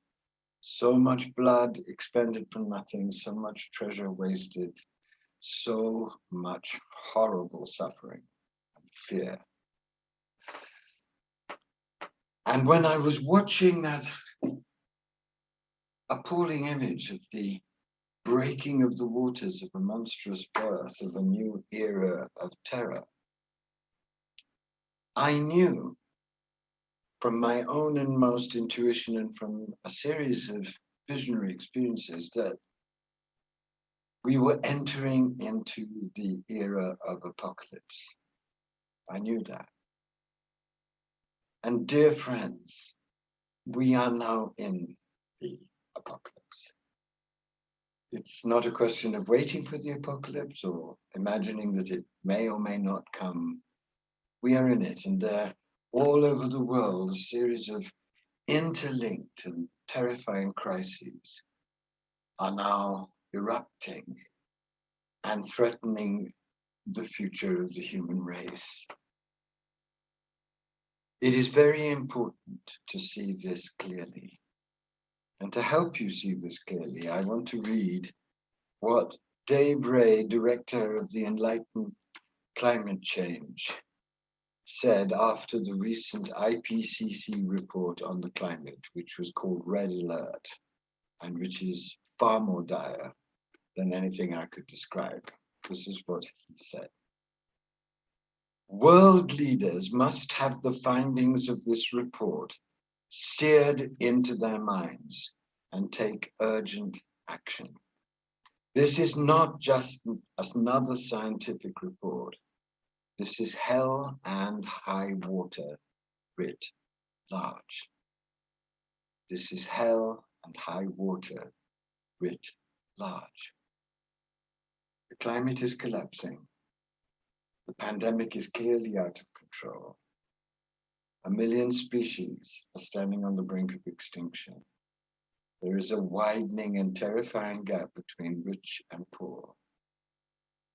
There is a growth of fascism and authoritarianism all over the world, and especially dangerously in this country. And democracy is hanging by a thread. And there is a great crisis and paralysis of will. All of these crises now are coming together to form an apocalyptic situation which really does threaten the entire human race. So let's take that in for a moment. But the theme of tonight is how to transform tragedy into regeneration. And I want to give you just 3 simple, but I hope profound suggestions. The most important way of transforming tragedy into regeneration is first finding the courage, the strength to face tragedy, to see it for what it is, and to feel it. The way through tragedy is not through magical thinking or fantasy or fostering crazy illusions or pretending it isn't happening. The way through tragedy is to trust that if you face it with your mind open, your heart open, your body open, your entire being open to God, the divine that has allowed this tragedy will mysteriously feed you with the wisdom and the solutions to go through it with grace and learn and absorb and integrate its devastating lessons. I've been through many tragedies in my life, and fortunately, I have learned this very sacred lesson. And each time what looked like death, in fact, prepared a richer, deeper, more compassionate, more vibrant, more miraculous life. So that's the first suggestion. Please recognize that we are in the apocalypse. Trust that this apocalypse is not the end. It's the end of one world, one way of being, one way of understanding everything. one way of living. And who knows how many millions and millions of humans will die, and who knows how many animal species will be annihilated. It's a terrible situation.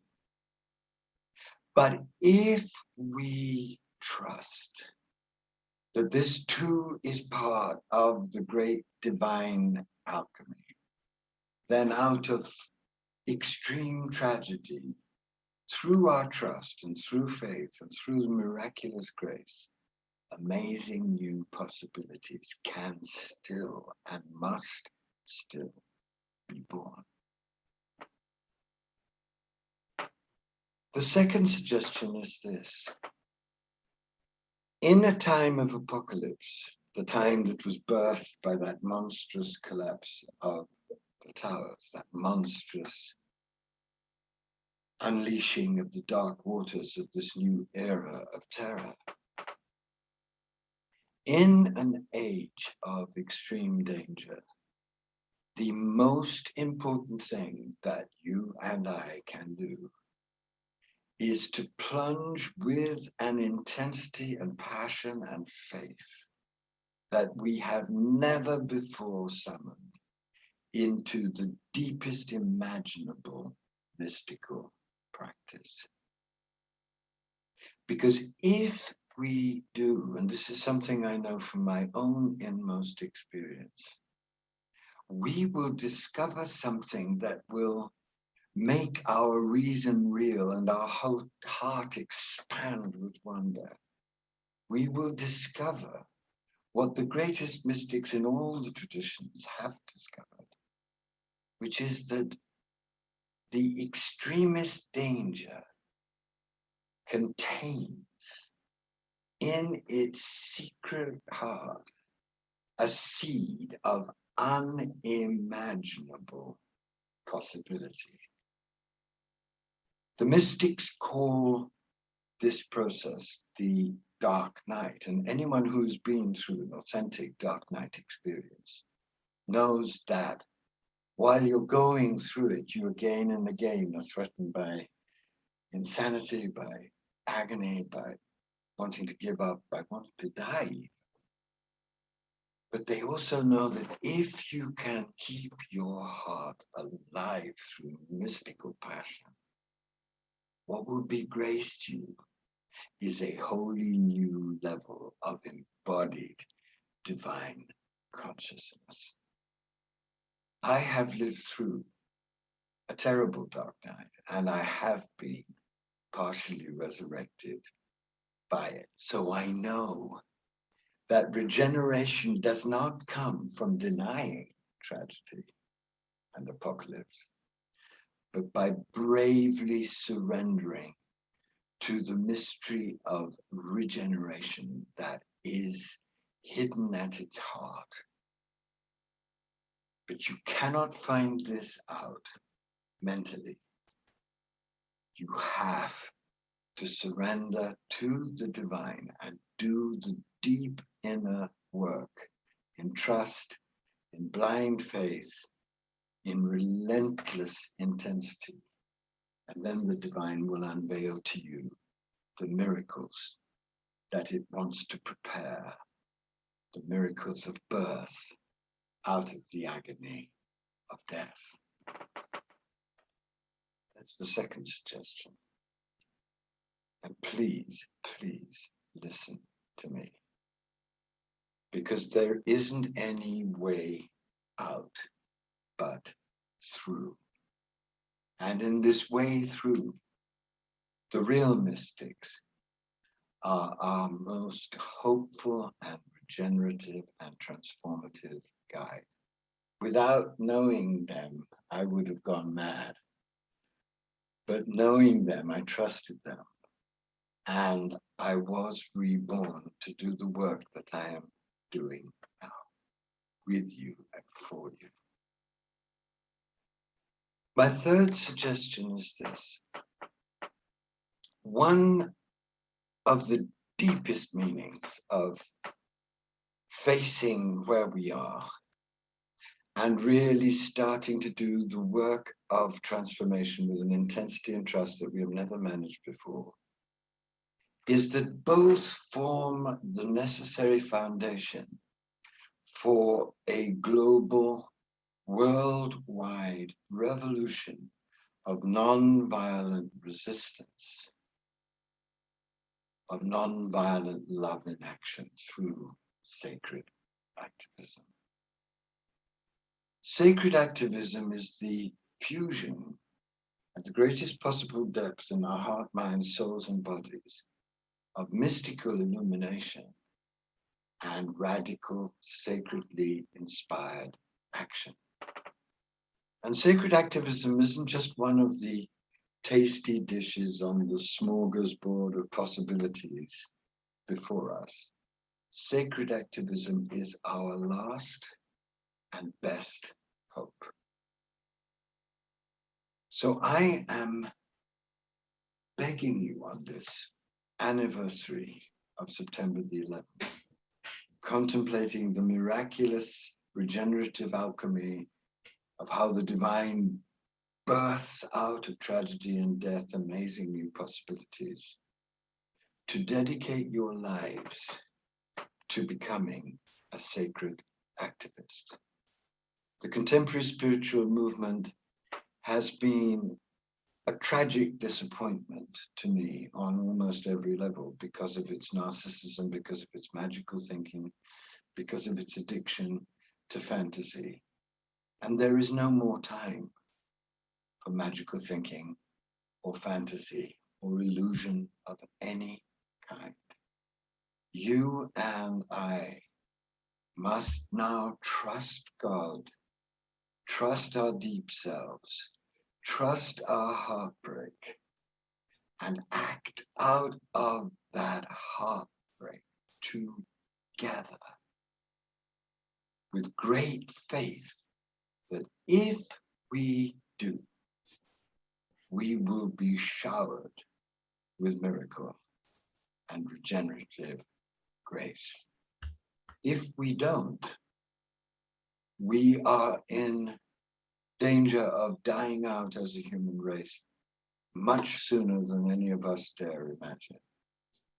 If we do, and I still, despite everything, believe that we will together be reborn as embodied divine human beings, and together with grace and in grace create a wholly new way of being and doing everything. The choice is ours. Andrew, as always, you are speaking uncomfortable truth and also inspirational wisdom. Thank you so much, and may we take your passionate understanding and clarity and apply it to finding the best ways to truly be of service. Thank you so very much.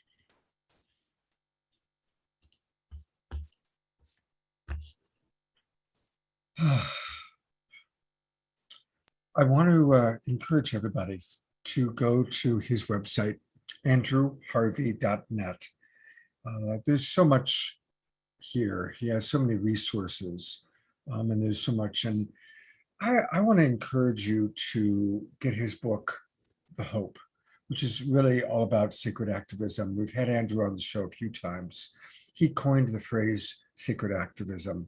And put in your name and email address and get on his list and get some of the beautiful free resources that he provides. Andrew is truly an absolute treasure, and we're very, very blessed to have him with us. We are also blessed to have with us Rick, our co-host and collaborative partner today. And Rick, please tell us more about 11 Days of Global Unity. Thank you. Thank you so much. Well, you know, it's very moving to hear Andrew Harvey talk about these things and the urgency that he was talking about. I think that's something very important for us to all hear that urgency on many different levels. Socially, we have polarization politically, environmentally, economically. On every level, we are living in an urgent situation. So what I'd like to do is give a little bit more detail about the 11 campaigns that came out of the 11 Days of Global Unity. So the 11 Days of Global Unity are an annual convergence where change makers around the world can basically let people know what they're doing, get more people involved. And the 11 campaigns that came out of the 11 days go all year round. So I'll just say them. So if any one of those or more resonates with you, please reach out to us, go to we.net and connect with us so we can collaborate. So campaign number 1 is unity, which we've all been talking about now, right? And our coordinator for the unity campaign, as you heard about before, is Sharon. And there you go. If you can see her, she's got the we logo behind her, which is great because it is all about we, right? All about we. That's right. So we have unity is the first campaign. The second one is interdependence. Interdependence is a little bit different. It's more like understanding how we connect with all the other people and animals and ecosystems on the planet. So conscious interdependence is so important. And our dear friend Shannon Crossbear from the Ojibwe tribe is leading our campaign for interdependence. Then we have environment is the third one. And the environment, we have the Climate Collaboratory. Sue Blythe created the Climate Collaboratory. And there are so many things going on with that. And I'll just kind of say the others. I know we're kind of running out of time. Fourth one is economic justice. The fifth one is health. The sixth one is children and youth. We have so many amazing young people who are stepping up, and we want to expand that number. We have a young woman, a young girl, really. She's 13 in Pakistan named Raheen, and she does stand-up comedy to provide a safe space for the adults to talk about hot button issues. Can you imagine that? She's 13 and she's doing theater and comedy to help the young people, to help the adults to reduce the conflict among themselves.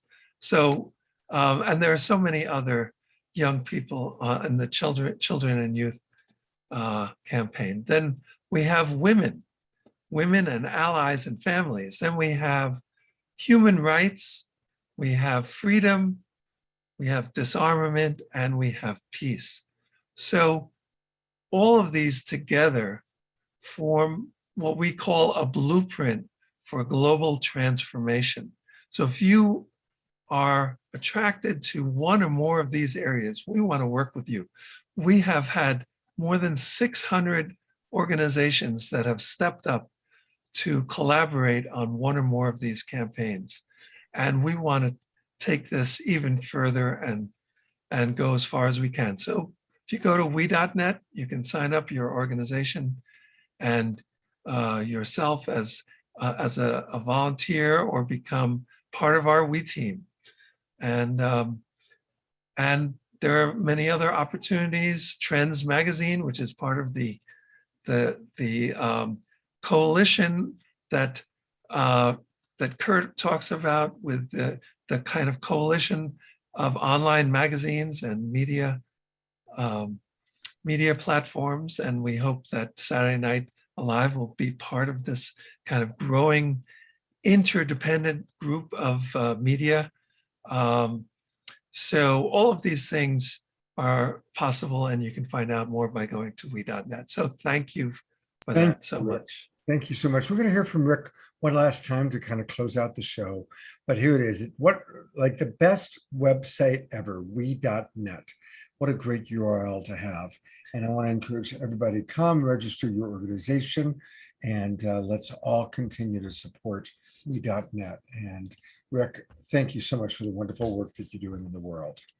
Thank you, Scott, for what you're doing. So important with Saturday Night Alive, you and Debra and the whole team.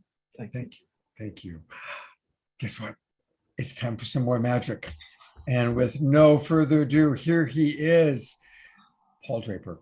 No further ado, but I wanted so much ado. Well, that's about nothing. So what we're going to do instead is share a little magic with you. So I have, I don't know about you, but I've been staying home a lot, and I've been getting delivery to my house. Are you getting a lot of delivery to your house, anybody? Yes. I even in a little community that I have, they still deliver milk in glass bottles to my house, but I'm not going to use it for milk. Instead, we're going to fill it up with water. You know, there's so many philosophers in so many different traditions throughout time who have talked about time and about how times change and how things are different in every generation. Many of you don't know, I used to be a professor of anthropology. I taught at the University of Nevada, Las Vegas before I ran away and became a full-time magician. But in every time period in human history, there are people that are saying, the end is near, it is almost here. But instead, what I ask you to think about is the fact that life is like a river, and we can only put our foot in it once, right? We all learned that in philosophy class.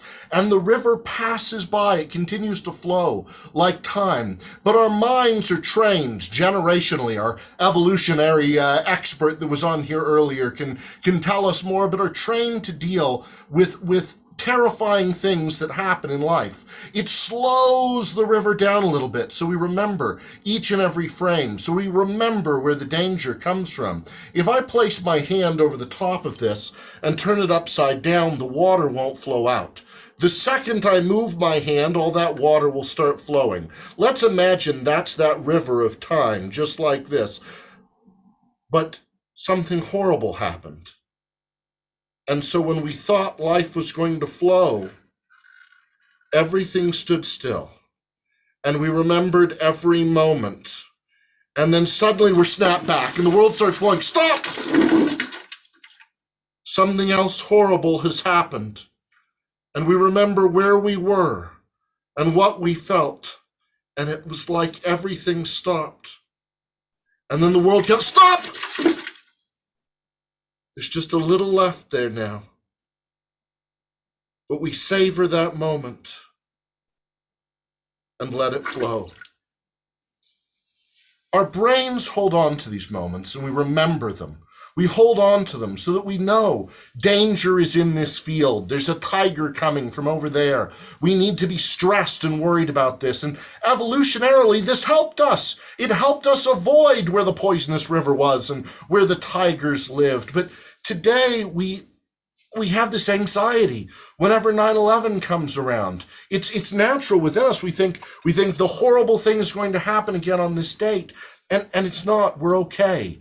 We have to remember the things that led to those terrible things, but we also have to see the good in the world when we all come together and when we all share. When we transform our own hearts to be more loving towards others. When we transform ourselves. As an anthropologist, my job is to jump into a society that's not my own and learn, not to judge, not to change them like a missionary might change the culture, but to learn their way of being, seeing, feeling, and believing.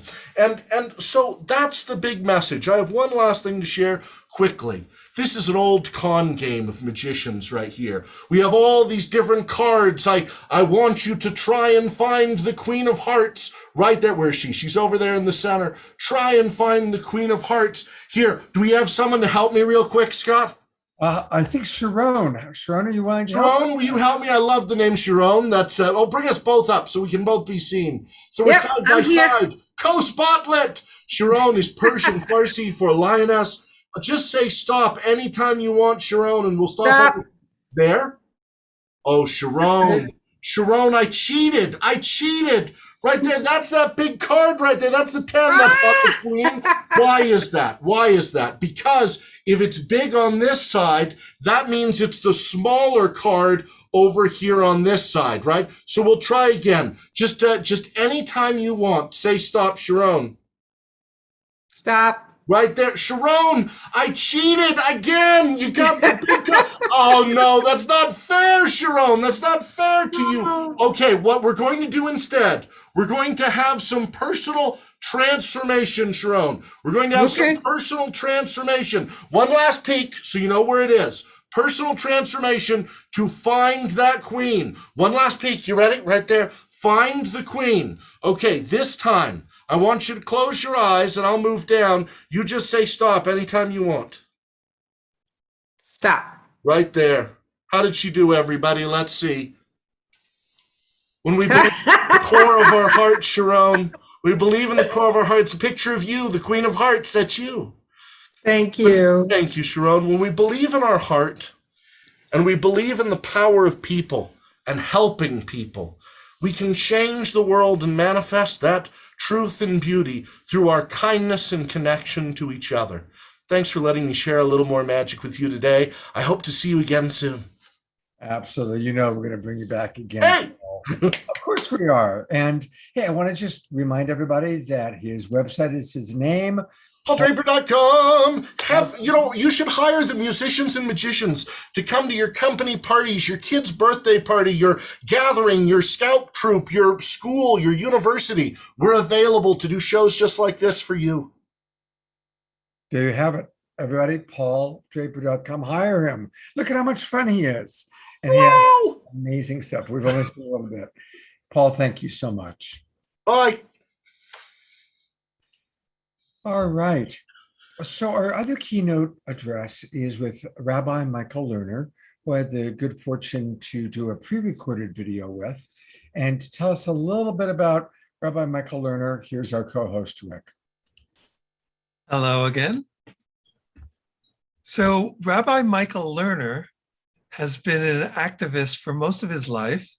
He's the editor of Tikkun magazine and the founder of the network of spiritual progressives. I met him in 1995, and volunteering with his group, the Foundation for Ethics and Meaning, led me to leave a full-time career composing and producing music for TV and film. And he inspired me so much that I went on to launch We the World. So I want to thank you personally, Rabbi Michael Lerner, for changing my life.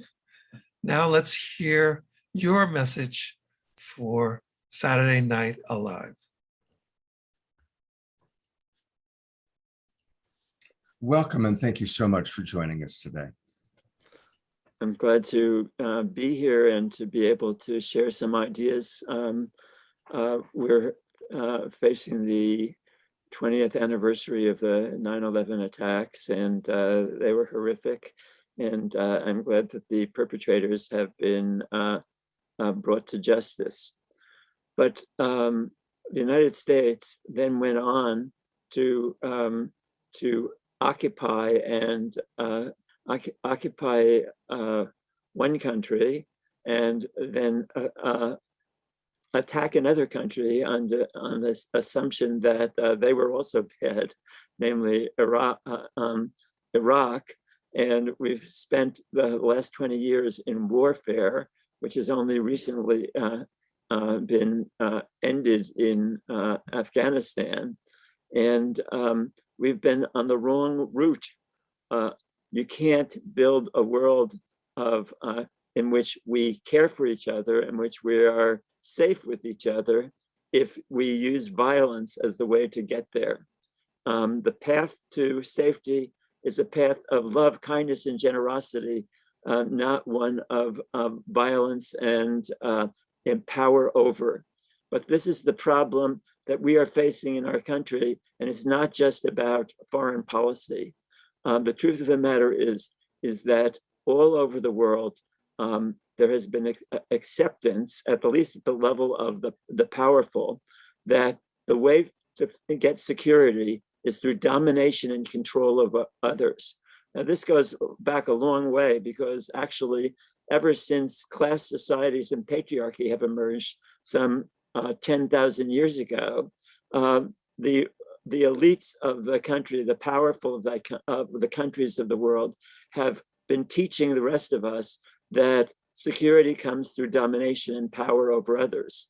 But the domination and power over others actually is a way of extracting wealth from all the countries of the world, including extracting it from the working class of this country in order to make rich the super rich. And we live at a time when the gap between, let's say, 90% of the population and the upper 10%, and the upper 10%, and particularly the top 1%, own more wealth than the other 90% of us. And that's, when I say us, I'm in the 90%, not the 10%. So, so there's a deep selfishness that is that pervades our country and the world.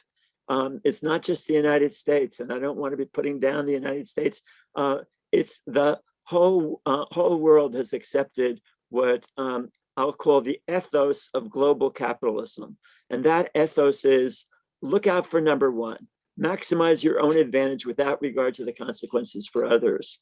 And that in turn leads people to believe that everybody is out for themselves, and that consequently, the only rational thing for you to do is to maximize your own advantage because everybody else is going to be doing that. And so when I'm a rabbi now, but I was previously a psychotherapist, and in my job as a psychotherapist, I managed to receive a grant from the National Institute for Mental Health to study the psychodynamics of American society and the impact of work on family life. And in that, we asked people, what was it that were leading people to move from the liberal progressive world to the more conservative world, and in particular its assumptions that that we are out, everybody's out for themselves. And what they told us is that actually they have a hunger for meaning and purpose in their lives, but there's no place where that can be actualized in the world of work, because the world of work is built on the notion that your work is valuable to the extent that it maximizes the money and power of the people who own and control those corporations that you work for. Well, it turns out that those people who run those corporations have actually not focused on what's the best for America, not what's best for the people of the world, but rather what's best for their own money. And so there's a deep distortion in the value system of our society. And unfortunately, it cannot be repaired simply by each of us being a good person. Okay, I want all of us to be a good person. And as a rabbi, I'm very proud that my congregation is filled with lovely and wonderful people. I'm sure your congregations, if any of you are part of a religious community, are filled with wonderful people. But taking care, again, the assumption of much of that is look out for yourself, maximize your own well-being, and not just in material terms, but even in spiritual terms. So, so the spiritual life in the country also has been influenced by the ethos of capitalism, so that each of us is taught that really what we're here for is to maximize our own well-being, but in a context in which, meanwhile, the larger society and the corporations are following paths that have led to a dramatic environmental crisis worldwide. Again, it's not just the United States. This is the ethos of global capitalism. Everybody looking out for themselves, not paying attention to the needs of others. That's why we at Tikkun, and I'll tell you, we're at tikkun.org, tikkun.org. It's a magazine, an online magazine that I urge you to go to and look at it, because we actually have an environmental and social responsibility amendment to the Constitution that would make a big difference in this, in the way that we are destroying the planet. But right now, everybody is thinking to themselves, yeah, I know that there's this larger problem, but I can't do anything about it. And this is where we need to take a step towards overcoming the notion that nothing fundamental can be changed, and therefore the only rational thing you can do is to pursue your own self-interest and to hope for the best. Well, it turns out that you can't transform things without there being a larger social change movement. And I mean a movement to overcome the capitalist ethos and to replace it with a new bottom line. The old bottom line says every institution or corporation, our healthcare system, our education system, our legal system, our government gets judged efficient, rational, and productive to the extent that it maximizes money and power. We say at Tikkun and our organization, which is called the Network of Spiritual Progressives, which is also online at spiritualprogressives.org, we say that there needs to be a new bottom line. And the new bottom line is this, that every institution, corporation, government policy, our healthcare system, our educational system, our cultural system should be judged efficient, rational, and productive to the extent that they maximize love and caring, kindness and generosity, ethical and spiritual consciousness, caring for the earth and paying attention to the earth's needs, and seeing other human beings, not in terms of what I can get from them, how much will they fulfill my needs, but rather seeing every other human being as an embodiment of the sacred, and hence deserving to be cared for just for who they are, regardless of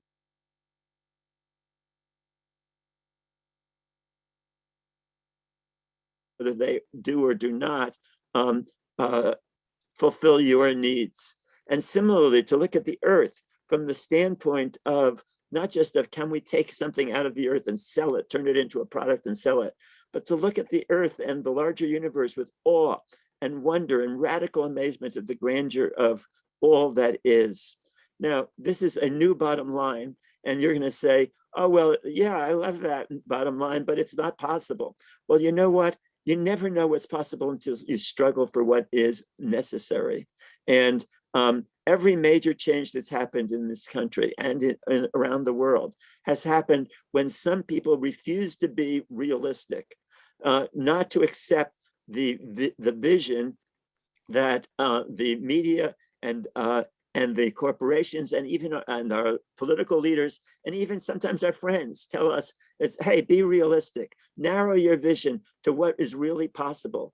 But as I say, you don't know what's possible until you struggle for what is desirable. You never know what's possible until you struggle for what is desirable. And we need to build a movement that asks for this new bottom line, that wants a world based on love and caring and kindness rather than on selfishness and materialism and maximizing one's own individual well-being. Actually, this is a way to maximize your individual well-being, because the more that people act from this place of caring for each other, the more you get a world that is potentially sustainable. And that's going to also involve us in making fundamental changes in the economy so that the bottom line is caring for the earth and making sure that we don't continue to destroy the life support system of our planet. So this is the great crisis facing us. You can make a big difference in this. You can begin to talk to people about it, but talk to people about the core issue of overcoming that ethos of selfishness and materialism, of overcoming the sense that, hey, there's no other way to organize a society than through a form of selfishness and the capitalist order has put forward. Now, I'm not just talking about socialism. Socialism may be good and is good in some respects in dealing with material needs, but there's other fundamental needs for hunger, a hunger for meaning, for purpose, for a world in which you are recognized and cared for yourself and not just for what you can do and what money you can make. And that world people hunger for. And we need a movement that can talk not just about the material needs of people, but also about the spiritual needs of people.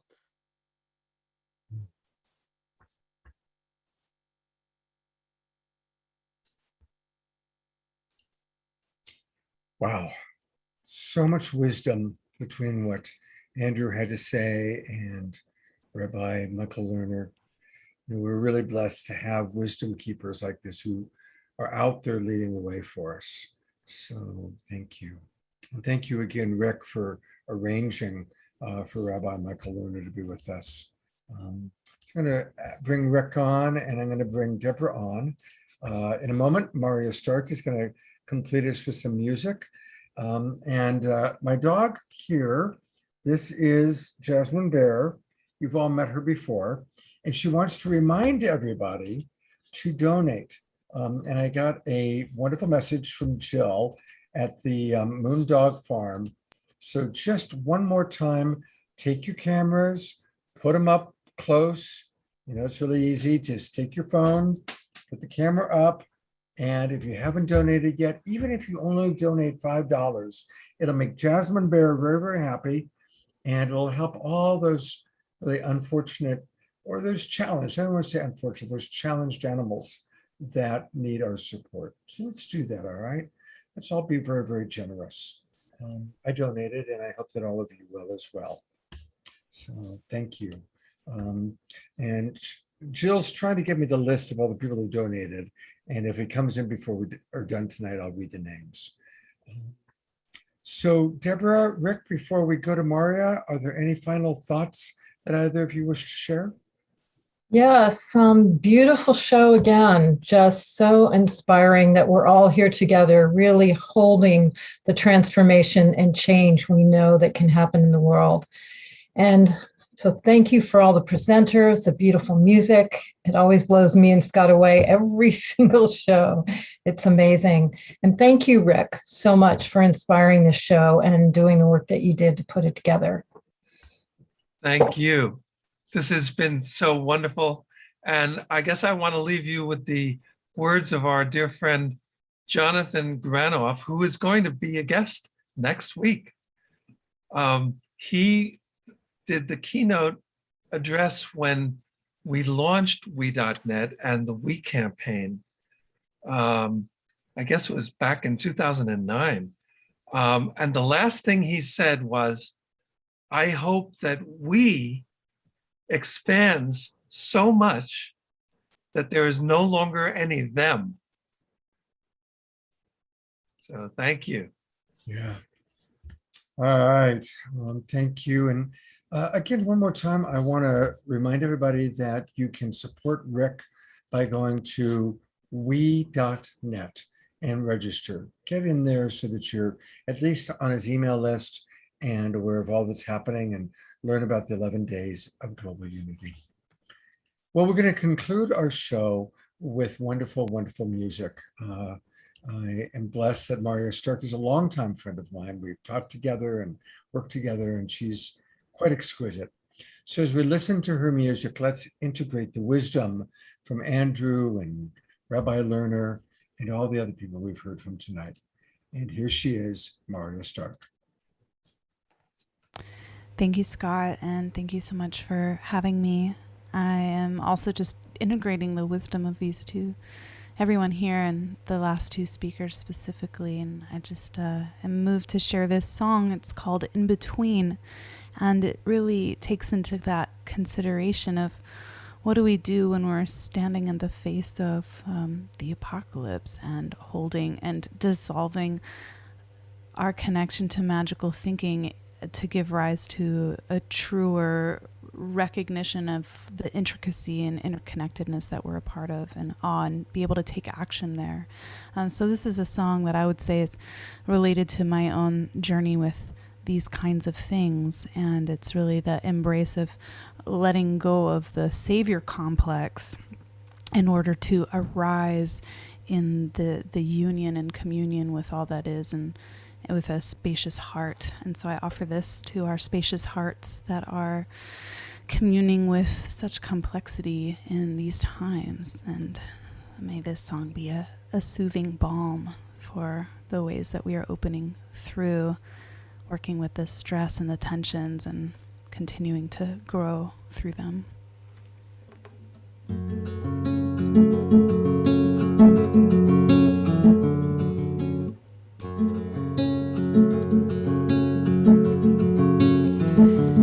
I've got all the wonders of the world at my fingers, but none of them bring me closer to the truth.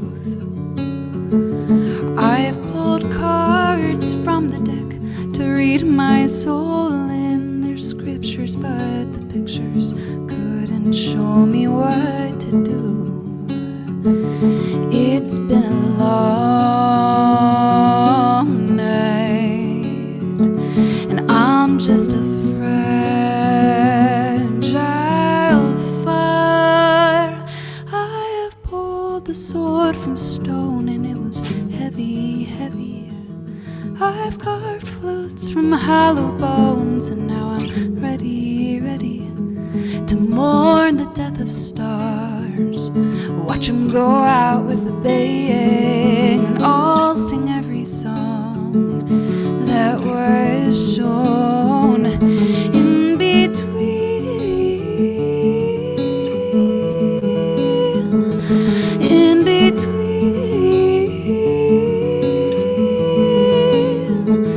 in between,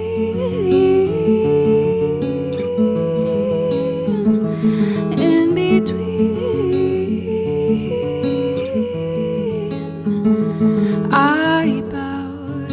I bow my soul a seeker. I have sought to know this life and death the same, and every single thing that I've come to feel here, well, I barely have the strength to sing. My voice cracks at the sound of your name, but as I speak, so does the flame. I've pulled the sword from stone, and it was heavy, heavy. I've carved flutes from hollow bones, and now I'm ready to mourn the death of stars. Watch them go out with a baying, and I'll sing every song that was shown in between,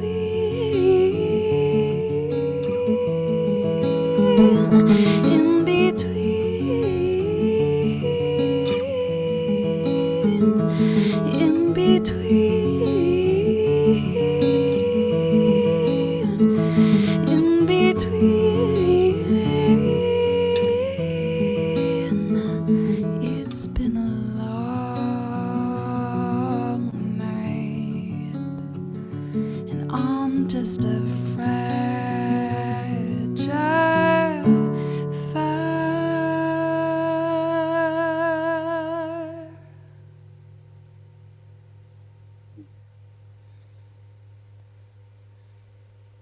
Thank you. Thank you so much, Mario. So much. Again, a reminder that her website is templeofthemuse.com, and a special emphasis to go to the Voice of My Womb program that she's offering. It starts October 5th. And I know that the demographics tell us that 80% of the people that watch this show are women.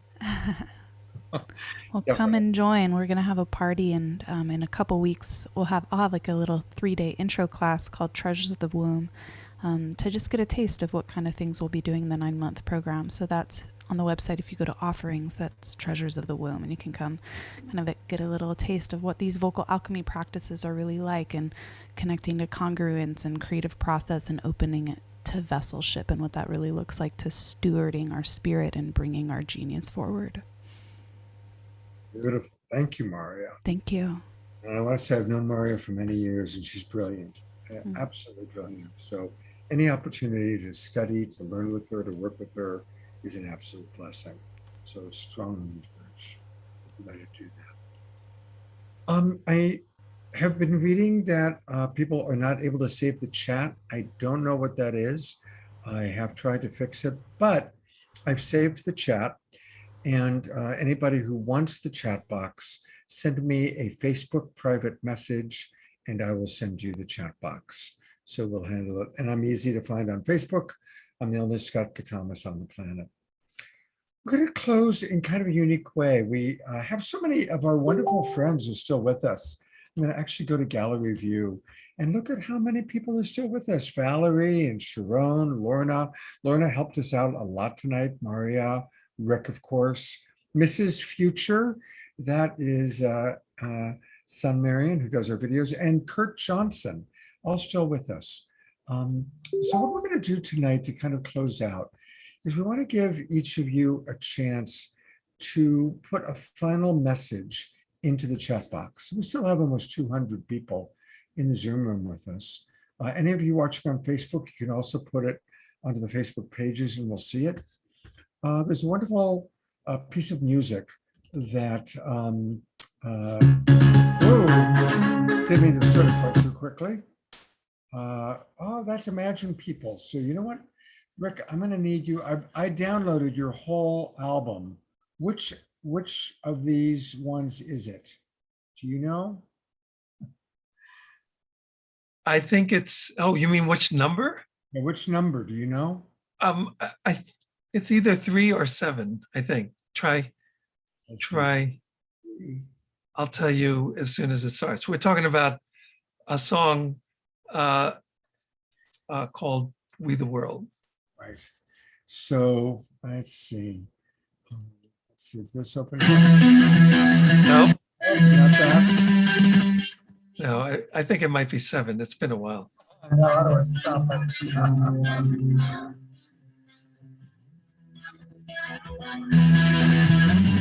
Nope. Yeah, now I can't even find it. You can't find it. I could share it.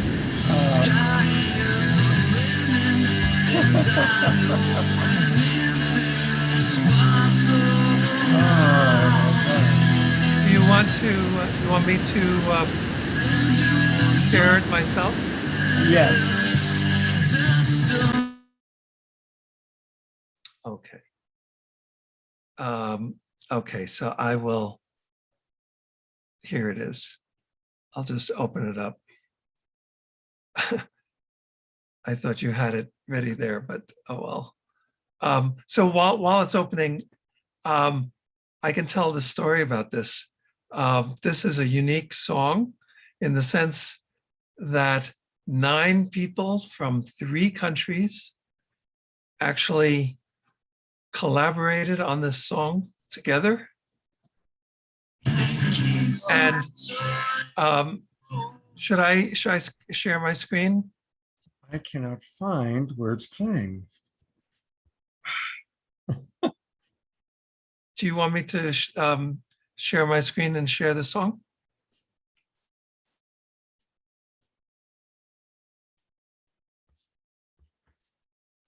Scott?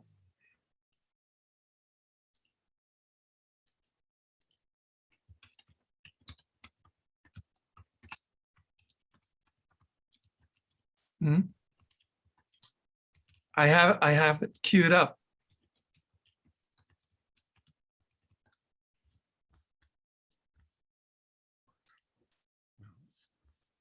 Would you like me to share it?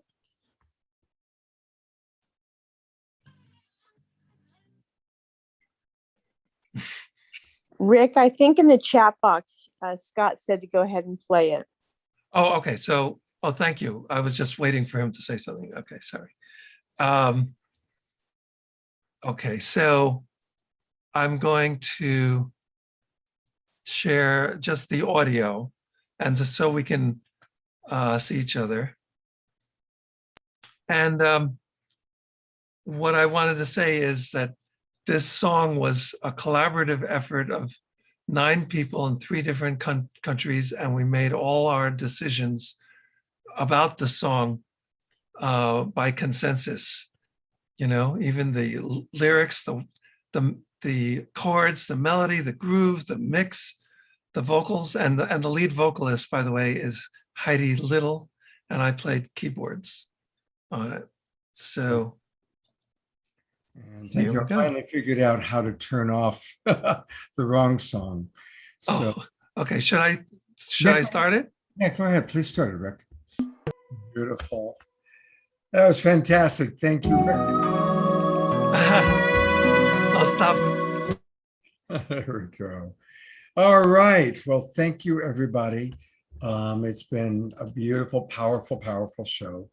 One last reminder, please join us tomorrow morning for a beautiful time with Eostar and Matthias on my Sacred Sunday show. The Sacred Sunday show is really wonderful.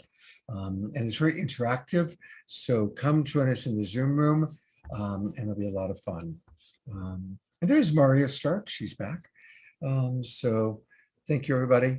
Have a beautiful, beautiful evening. And I have saved the chat and we'll share it with anybody who needs it. Take care and have a beautiful. Thank you.